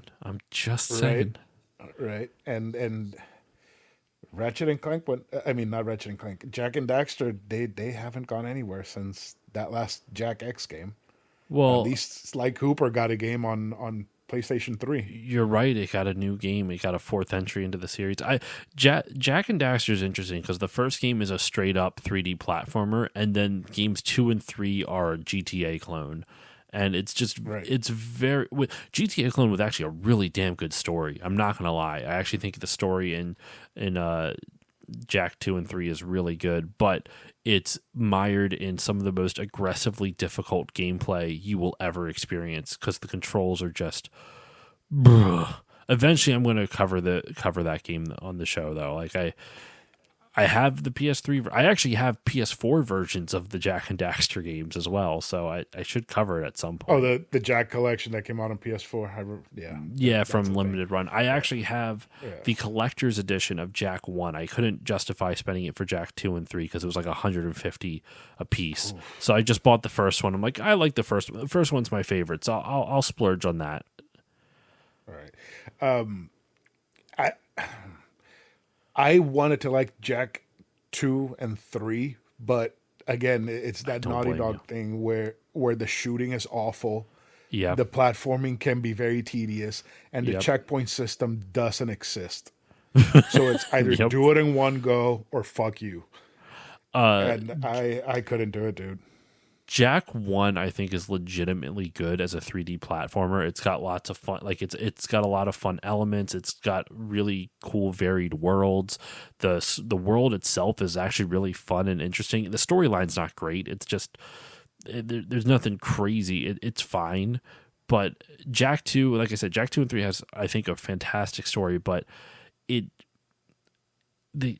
you can really tell them trying to figure out shooter mechanics in those first two games, and it is not working. It's not working. Like it is rough, dude. It is rough to play that game now. I love that game. I have a lot of nostalgia for it, but it is it's rough. See, versus like the Uncharted games, I know we mentioned before, like it's not it's one of your favorites. It's not a favorite of yours, but like I still enjoy going back and playing those. Like the thing is, like the gameplay in those, everyone talks about how the first one is really janky. I've never experienced that. I've never felt that game was janky at all. I don't know what people are doing to cause it to be janky, because I've heard it from more than one person, but I've never had an issue with it.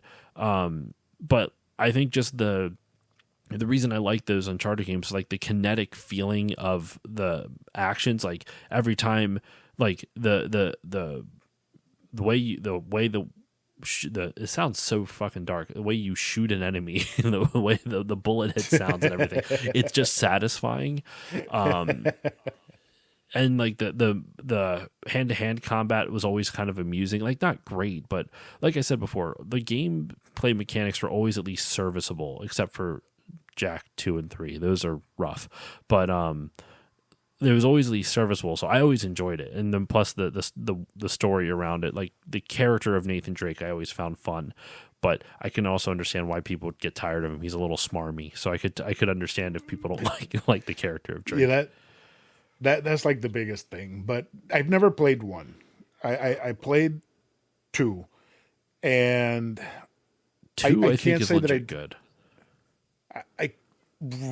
I can see how arguably it could be considered good. Personally, the platforming feels not right, and the shooting feels not right. And then the enemies later on get incredibly tough. Like whenever you get to the Yetis or whatever the fuck they are. Yep.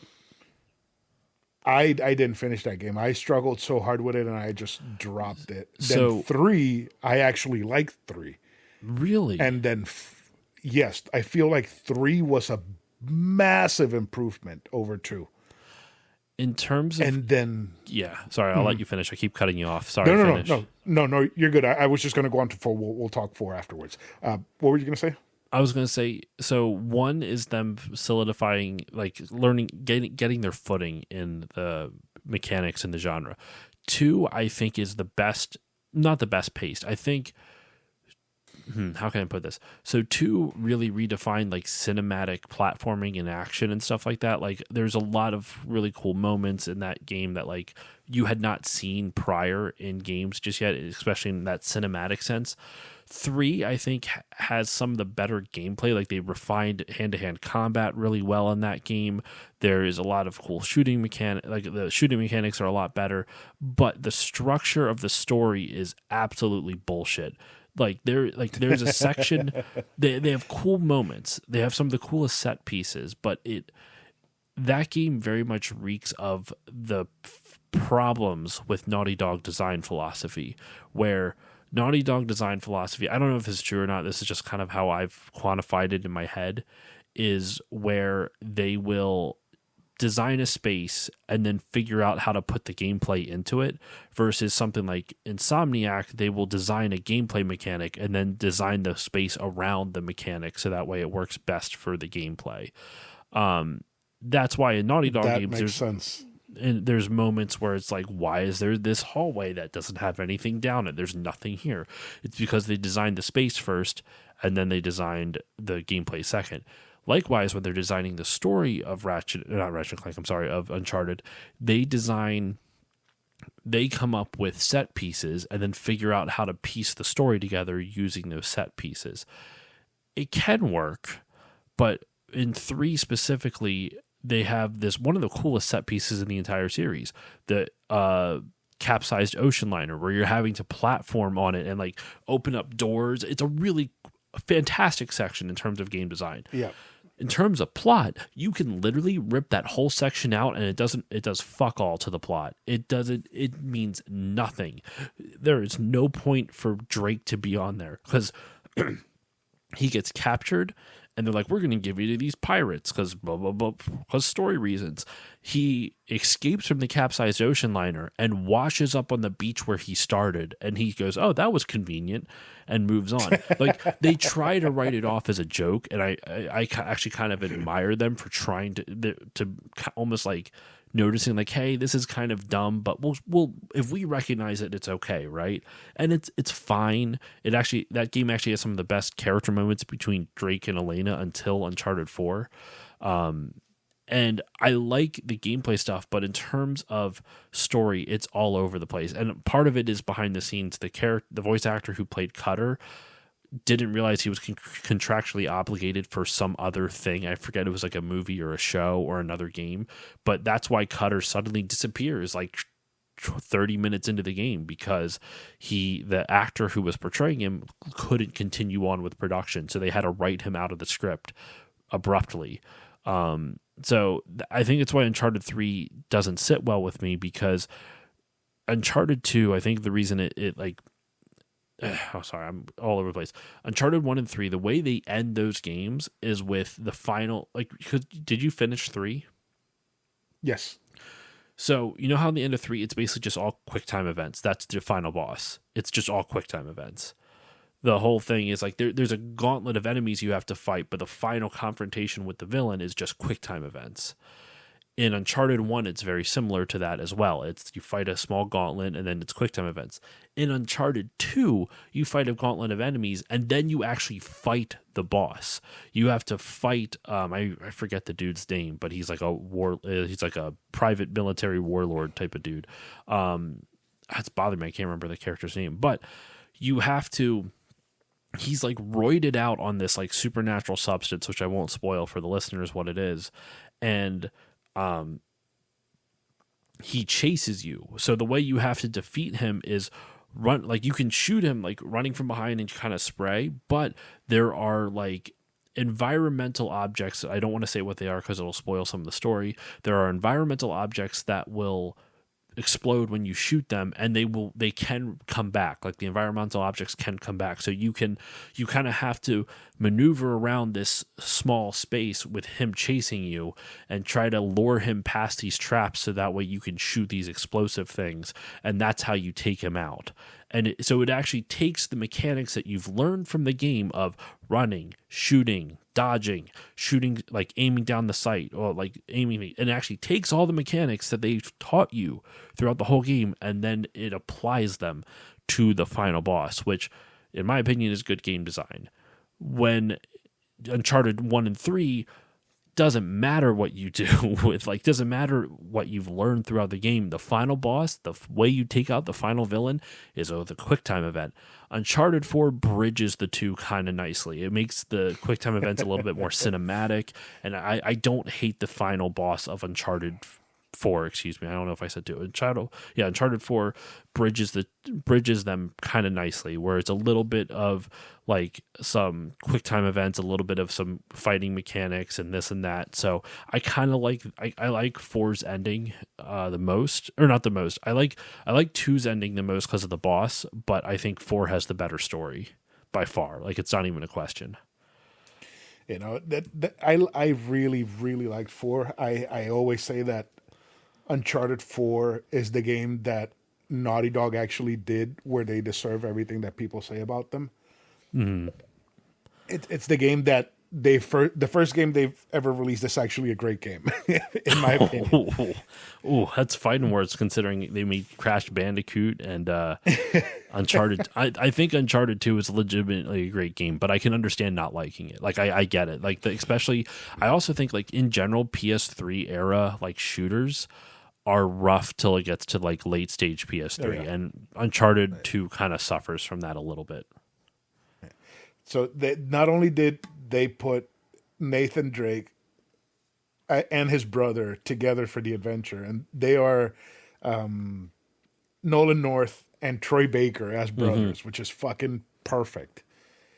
They fixed all of the issues that I had with the shooting, and a lot of the issues. They didn't fix all of them, but a lot of the issues that I had with the platforming.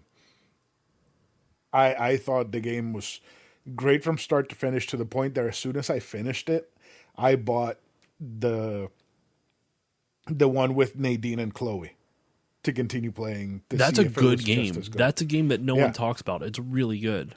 Yeah. I thought it was a bit too short, but it was still pretty great. They only charged you $40 for that one too, though. Like, I think I think I got it that for wasn't 20. It was a few yeah. years afterwards. So like I think I like that. I wish that devs would do shit like that more often. Like, don't give us just the gigantic $70 experience. Give us like smaller experiences and charge a little bit less. Like, you don't have to constantly like I don't know. I'm conflicted with the whole like cost to length ratio that people always talk about. Like, oh, if this game's only 8 hours and I paid $70, how dare you? Like, I should be, I shouldn't have to pay this much for an 8 hour experience and blah blah blah. I don't know if I agree with that, but I do think there's an element where like if a game is shorter, like a 3 to 6 hour experience, charge $40 for it. It's a little bit less, and usually it's high quality. I wish big developers would do more AA development, if that makes sense. Like, you don't need these big AAA budget games. Do these smaller AA experiences to help subsidize you. You don't cost as much. The games don't cost as much, so you don't have to sell bajillions of copies. You can sell just Right. a healthy handful, and you'll be fine. Right. They did that with like a Dragon Gaiden. They released it a few months ago, digital only. I think it was 40 to $50 somewhere along those lines. And it's a whole ass entry in the Yakuza series, and it was fucking great. People are saying that it has one of the best endings in the entire series. And I agree, it's not the best ending, but it's one of the best endings in the series. But the whole game was fucking fantastic, and it's what a lot of people wanted, to take control of Kiryu again and have the brawler style back and just go through a story with him. It's probably his last hurrah, and it was a budget title of sorts to say. It's great. I like that other developers are starting to do.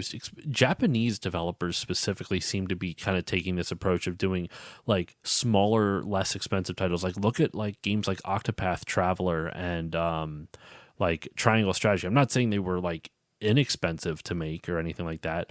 Not saying they were cheap, but like you don't have like. You clearly don't have to spend as much money when you're doing that HD 2D as you would on a full 3D Final Fantasy 16 rendered type of game. And you can have these amazing experiences in like cheaper packages and be able to save money that way. And they sell. Like Octopath Traveler sold well, so much so they made a sequel, which I still need to get because I'm currently playing through the first Octopath Traveler, and really liking it. You should check out also Live Alive. That is I actually own it. I was trying to look for it, but I actually own it somewhere here in my game room. That is a very good game. That's one that never came out here. They did the HD 2D, brought it over, and it fucking sold like crazy. Got to the point where people couldn't find copies because of how good it was selling. I actually I pre-ordered a copy off Amazon, so it's somewhere in my game room, somewhere over there. But I've been meaning to get it. The curse of a collector, man. You buy a shitload of games and you never play any of them. Right. I look at my and it says you have 572 games. I'm like, holy fuck, I'm never going to play any of these. Probably not. I mean, that's why I do. In all honesty, that's why I stream and do podcasting. I think secretly I started a podcast just to work through my backlog, and I didn't realize it until like 7 years in. I'm like, oh, this is why I podcast. I got games I got to finish. See, I like to tell my wife the stories of the fucking batshit crazy shit that happens in games. And I like for her to tell me the story of the books she reads, because sometimes those fucking books she reads are just as crazy as whatever I'm playing. And that's basically what we do. I'm trying to lean more into that when we record, but I also don't want to spoil everything, but games are great. I need to quit my job and just play games. I need to like hit the lotto or some shit and just play games for the rest of my life. Dude, it's funny. I didn't realize how much I liked games until like even before the podcast, like what really kind of solidified it was actually Angry Video Game Nerd, believe it or not. I always had like a passing interest in games, and I think I liked games a lot more than I realized I liked them until I started getting into PC gaming and also into retro gaming. And then in like college, all of a sudden I'm like, no, I like video games. I like games. And I think one of the reasons I started the show, like I said tongue in cheek, it was for the backlog, but that is partially true. But genuinely, it's because I like having conversations around games that would be weird to have outside of a podcast.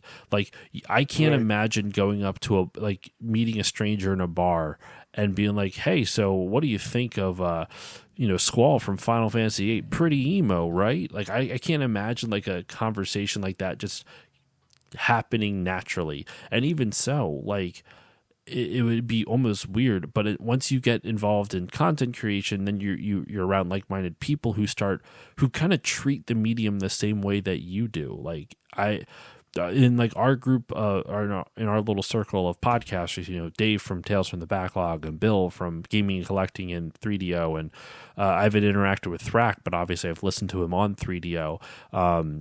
The retro Chris and Shane from Retro Hangover, and Rick from Pixel Project Radio, and Eric from Unlockables, and Keith from Main Quest. Like I'm sure I'm leaving a bunch of people out, but what I love about this community that we've kind of discovered amongst ourselves is that we all like video games, and not just in a way that like, oh, games are fun to play, but you treat the medium as the art it is. Like you talk about them and you dissect them about the art they are. And it's funny, like I was giving you a little bit of shit about your opinions on like Uncharted and whatnot, and like and also I know that you're not a huge fan of Halo, which I'm afraid to listen to that episode because I don't want one of my favorite series to get torn apart. But I value that you have that you don't just take your opinion on it like, oh, it's shit, and then move on. You have thought out reasoning for why you don't like a specific game, and you don't back down from your criticisms of it. You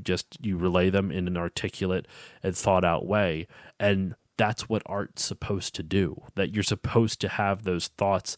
Art's supposed to make you feel something, whether good or bad. Like I haven't listened to the episode, but from my understanding, you don't like Halo at all, and that's fine. That means it's, in a weird sense, that means it's good art. Doesn't mean that you like the game and that to you it's a good game, but it's good art in the sense that it elicited an emotion out of you. It was a negative one, but it elicited an emotion out of you.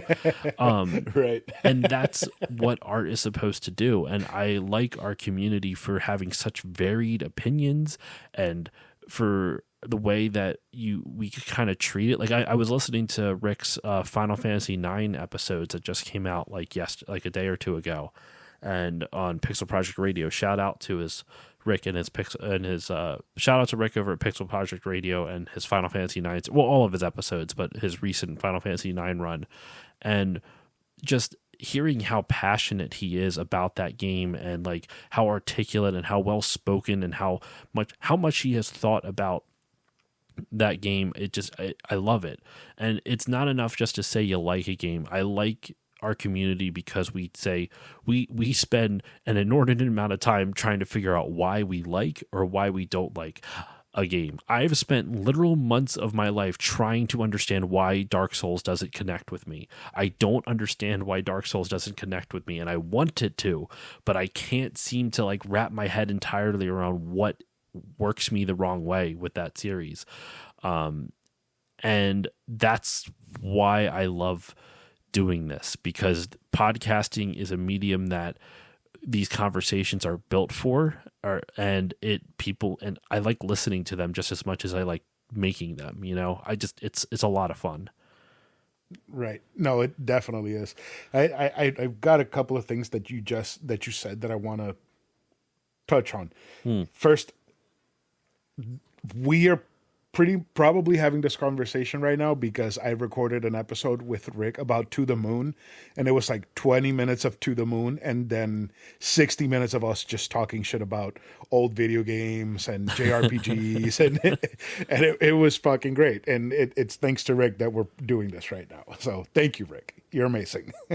The other one, I get it about Dark Souls. I like Souls-like, I hate when they get sweaty, but I it's a genre that I enjoy. I'm never going to That's a good finish one description. because Sweaty. I because like they that. get yeah, they get way too sweaty for me, and I am not going to finish one because of that.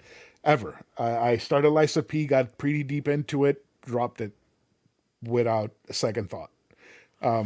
So I get it. That was the thing that happened to me with Elden Ring. I put a bunch of hours into the beginning of it, and it didn't click, so I just dropped it. I'm not gonna. I wanted to like it, but I wasn't gonna force myself to like it. Right. Same thing with farming games, No building Stardew games. Valley? I haven't tried Stardew, but I did curious if you like try. I gotta try it. I do have it on Switch, so I gotta try it. I did play the 2 Point Campus, 2 Point Hospital. I thought that would be fine. Doesn't click with me. Anything that has to do with building and setting up and designing and Oh, so creating production does not click with me for some reason. Like I don't have the brain for it. that's fair. That's fair. I could. So you're not a fan of like RTS games, then? You know, like StarCraft or Warcraft or I Age have of never Empires? played one of those.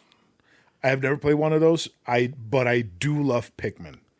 Pikmin Okay. is one of my favorite series of all time. Oh and yeah, that's- I think Pikmin 4 was one of your favorite games last year, right? it was Pikmin 4 was my favorite game of the year last year. Pikmin. I played the original Pikmin for the first time, like 2 years ago, and I loved it. I was hooked on it. It was so good. I have not played 2, 3, or 4. I played the demo of 4. If you ever want to try out an RTS game, I would play with you. I'm not saying play against you. I actually think like versus into like figure out if you like a genre or not is one of the worst ways to figure out if you like a genre, unless it's like a fighting game where that's kind of like the Right. thing, The point, yeah. the point. But like RTS games are very much, like kind of like Pikmin is Nintendo's version of an RTS game, but it's very much like you get workers, you build more workers so you can harvest more resources, which then you can then build your base to build an army to go send out. You don't necessarily have to design the base, but you should a little bit once in high level games, because the way you lay out a base can determine like. The reason why I say that is in high level play, players will lay out their base a specific way, so that way an invading army has to move around in a certain path, which is advantageous to the people defending it and shit like that. Right. But that's like high level play that I don't even fucking know how to do because I don't do enough research on that shit. But anyway, I'm sorry, I'm going off on a tangent, but I understand what you're saying about like games that you want to get into and you just you try and you can't.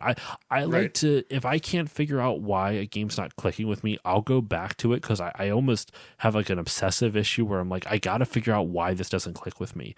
And I actually, to be fair, I have figured out why I don't like Soulsborns and Dark Souls specifically. I'm going to try other Soulsborns. I want to try Bloodborne like in earnest, but I think Bloodborne would be the best entry for somebody that's trying to get into the series. that's what a lot of people were telling me. But the conclusion I came to with Dark Souls is that when you beat a boss, the thing that, from my understanding, most players get is that when you finally beat one of the bosses, when you finally learn the pattern and you've bashed your head against a wall a whole bunch of times, and you beat the boss and you have that sense of satisfaction, like I fucking did it. This game threw this challenge at me and I did it. I don't feel any of that. I beat a boss and I'm like, I wasted my time. I spent 40 hours, not that long. I spent hours of my life doing something that I was not having fun with. And I'm not saying that games shouldn't have like a certain amount of unfun moments. I actually think by having that juxtaposition, it makes the bigger moments better. It's weird. Like, I actually think you need to get frustrated with games in order for a game to really resonate with you in some way, shape, or form. Because if you don't have any challenge or frustration, it usually doesn't hit you unless the story is picking up the slack for that.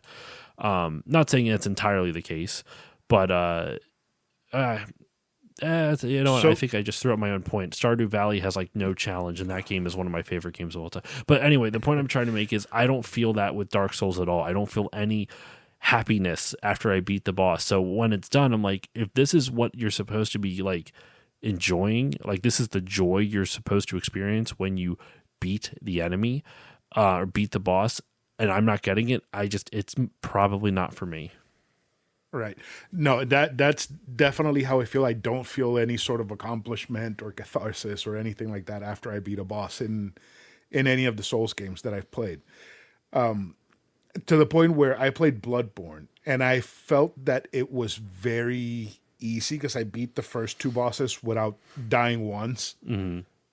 I just went straight through the second boss and I was like, this isn't for me. It didn't feel like a challenge. It didn't feel too easy. It just felt like I didn't care for it. So I dropped it. Mm-hmm. But then again, I played Resident Evil 4 and I play it on easy mode, and I am a villager murdering machine, and that is the most fun I'm ever going to have because it's giving my lizard brain happy the entire time. I think Right? I think the point I was trying to make with like the like most good games have a level of frustration that's required. I think I've already kind of disproved. I think that's wrong, but I think like there are some games where a level of frustration is required as part of the experience. I recently I recently beat Riven, the point and click adventure Riven, for the first time, and the reason it was funny. I was talking about it with Try from My Life in Gaming, and I think like you almost need the frustration of those puzzles of not understanding what the fuck to do, because by clicking around the world and exploring more of the world, trying to figure out what you need to do to beat the puzzle, you get more world building and more story told to you, where if you figured out the puzzle right away, you would lose all the context that the game was trying to give you. By struggling through the game and having to explore to figure it out and being frustrated and upset that you don't know what to do, it forces you to explore more of the world and figure out more of the lore that you never would have otherwise. And so if the puzzle was apparent, you would miss out on a lot of context as to why that puzzle is interesting or what it means to the greater story. Now, with that said, that's very hyper-specific to Riven. I don't think that's necessary for all games, like I was alluding to before. I kind of reversing my opinion there a little bit. It's on a game by game basis. Yeah. No, I totally get it. But one of my favorite games that I've played in the past 5 years that just stuck with me from beginning to end was Eastward. Okay.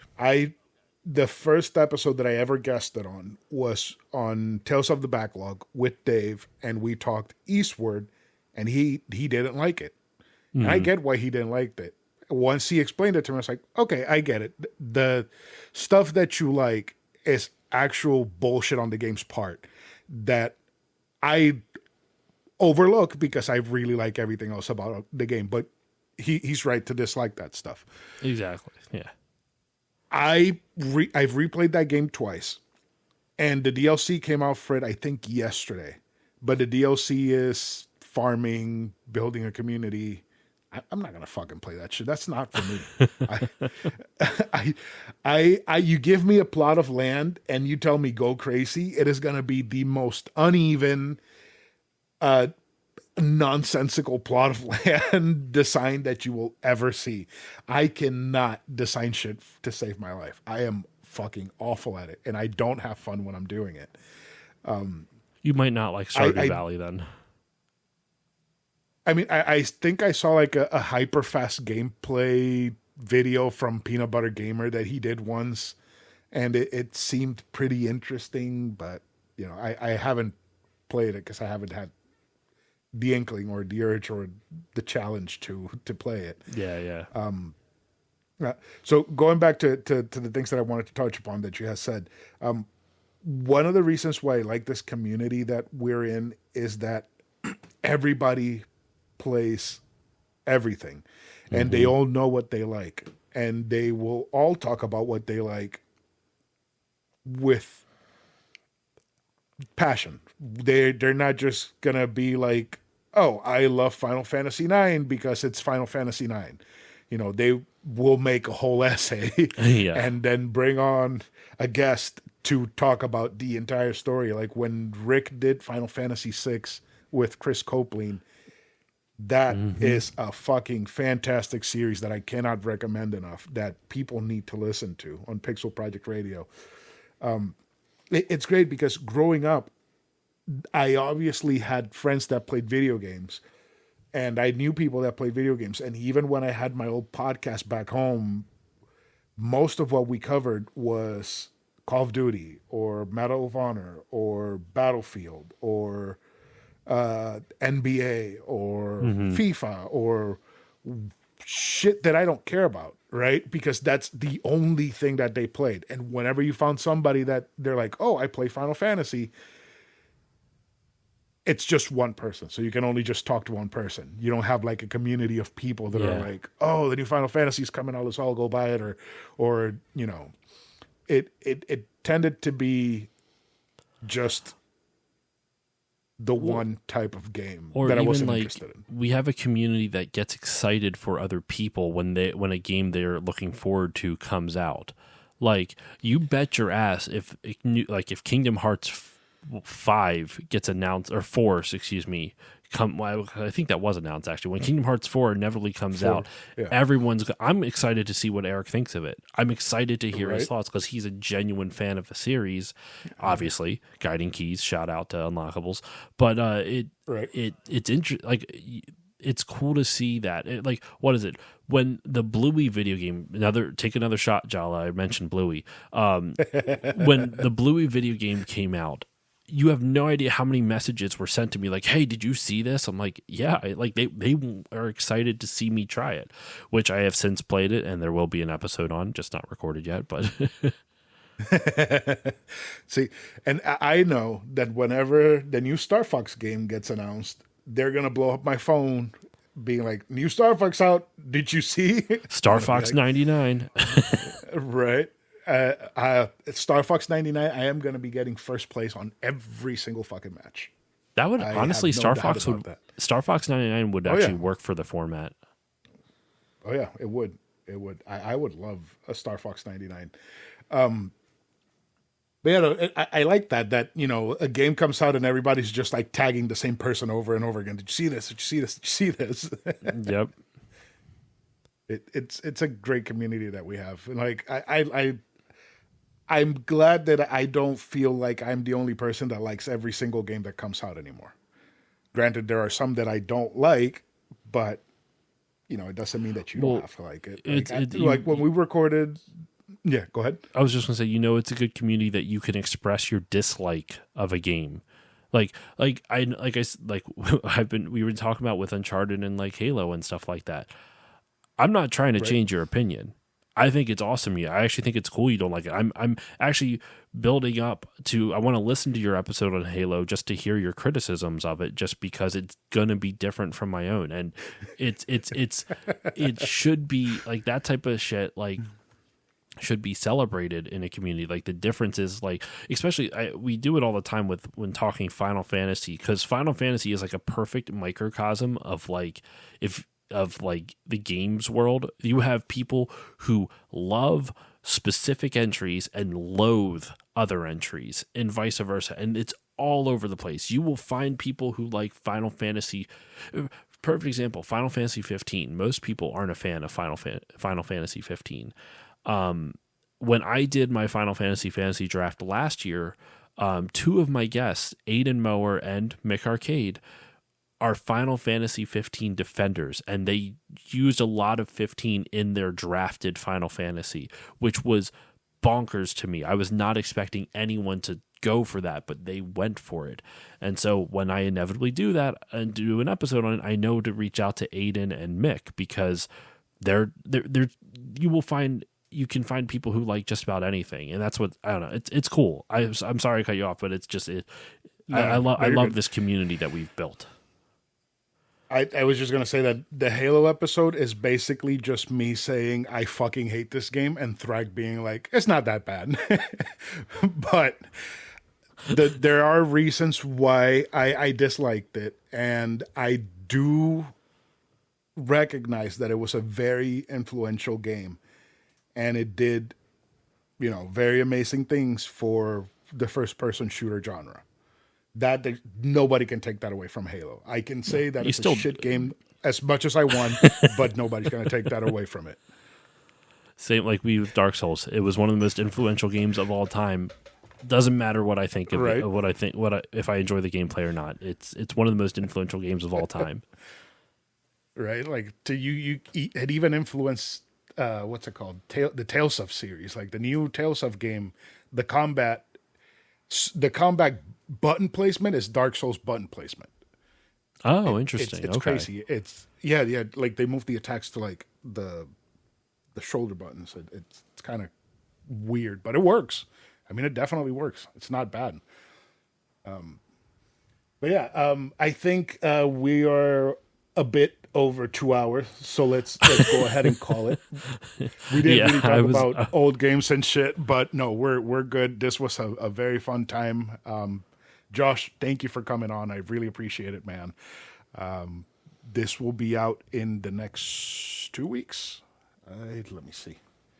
So I leave for New York on the 13th, so the 19th it'll be out. Wait, no. Okay. No, the 12th it'll be out. The 12th it'll be out. This will be out on the 12th. Okay. Real quick. Yeah. So anything else you want to say? Anything else you want to plug? Anything at all? It's your time. Well, I guess since I know, I feel like I kind of defeated the purpose of this series you're doing of to talk about gaming nostalgia, and I guess we did touch on that, but we went all over the place. I guess just one last thing, and I promise this won't be a tangent. Super nostalgic for the N64 too. I should have brought that up as well. The N64 was my first system that I owned. It's super important to me, and I should have gushed more about it on this episode, but got lost in the weeds of just fun conversation in general. I really enjoyed my time. Thank you for having me on. While you take a sip of water, that just means that you didn't touch the N64. That just means that you can come back on and we can talk Nintendo 64 all you want. I will. If you haven't listened to an episode about me and Thrak just not keeping ourselves straight, we will start talking about, I don't know, fucking Gears of War and end up talking about JRPGs or games that are coming out or like a state of play, and it has nothing to do with the episode topic. So tangents is the name of the game here. Well, you got me on a tangent king type of day. I was all over the place. If this episode, you said this episode is coming out on the 12th, the most recent episode of my show that would have come out is on Riven, and it would have actually come out the day prior on the 11th. So if you want to check out that, okay. I did a little 2-episode mini-series on Myst and Riven. Myst with Doug Leaf from the Nostalgia Marcanum podcast, and Riven was with Try from My Life in Gaming, a YouTube channel, My Life in Gaming. The next week, I guess in 6 days after this episode comes out, will be my 300th episode of the show. Yes. Just I know you got something special planned. It's already announced, so I can say it. It is the Super Mario Fantasy Draft. I have a bunch of awesome guests lined up, which at the time this episode comes out, none of the guests will have been announced, so I'm not going to announce them here, but they will be announced actually on social media days after this episode comes out, leading up to the launch, the release of the 300th episode. So yes, episode 300 is a Super Mario Fantasy Draft, and I can't wait. It's already been recorded. I just have to edit it, and that kicks off Mario Mania. So starting on the 18th of February, going till the end of March, it's a bunch of Mario related content because I usually do. Nice. Excuse me. In March is Mario month because what is it? March 10th is Mario Day. Yep. And so I do all Mario related stuff. So it's going to be episode 300 is Mario Fantasy Draft. The episode after that, I'm starting a series with my friend Dexter where we're rewatching the entirety of the Super Mario Brothers Super Show, one episode at a time. And we're doing one episode of the podcast for each one episode of the show. It's going to probably take 5 years because it's like 60 episodes of the Super Show, but we only do it once a month, so it's not like we're going to be inundating the feed with like Super Show shenanigans. So that's gonna be coming out the week after, and then for March it's all Mario Kart games, Mario Kart 64 all the way up to Mario Kart DS. We're doing an episode per game, so that's what I have coming up after this episode comes out. Lots of Mario stuff, Mario Mania everywhere, and that can be found on Still Loading Podcast or all good podcast or on whatever podcasters. I'm losing the thread here. Spotify, Google Podcasts, Apple Podcasts, all that good stuff. StillLoadingPodcast.com, and if any of that interests you and you didn't get tired of my random bullshit opinions, at Still Loading Pod on pretty much all social media except for YouTube, which is at Still Loading Podcast. Right. I will put the link to the show and to the website on the show notes, so everybody can just click on it and it'll take you directly to Josh's feed. That way you can enjoy all of his content. And dude, that Mario Kart stuff, that shit is going to be crazy. I am definitely going to be tuning in for all that. I'm hoping I can do a good job at it, because I'm kind of taking it as a challenge, because realistically there's not a whole lot of mechanic changes between Mario Kart games. So how do you really like fill an hour and 20 hour, like hour 10 to hour and a half on each game? So far 2 have been recorded and they're both like over an hour or so I'm pretty content with that, but I still have to record. I still have to finish the other 3, so there's 3 more episodes still to record, and we'll see how it goes. So I'm guessing you're doing Double Dash too. Yes, Double Dash is on the docket as well. It's Mario Kart 64, Mario Kart Super Circuit, Mario Kart Double Dash, Mario Kart DS, and Mario Kart Wii. Yeah, Double Dash is definitely going to be a beefy episode, and I feel like DS can get pretty deep too, especially with all the online play and all that stuff that the game had. We'll see where it goes. So. And yeah, I know that I have a few Mario Kart fans, so they're definitely going to head on over to listen once those are out. So, but yeah, thank you for being on, man. Check out Still Loading Podcast wherever you get your podcast, and don't forget, tell your friends about the show. It helps a lot. Like Spotify Wrapped said, a bunch of you told your friends, and that's how we got a bunch of listens. So keep doing that. And that's it for this week's episode. You want to say goodbye to everyone, Josh? Bye. Bye, everyone.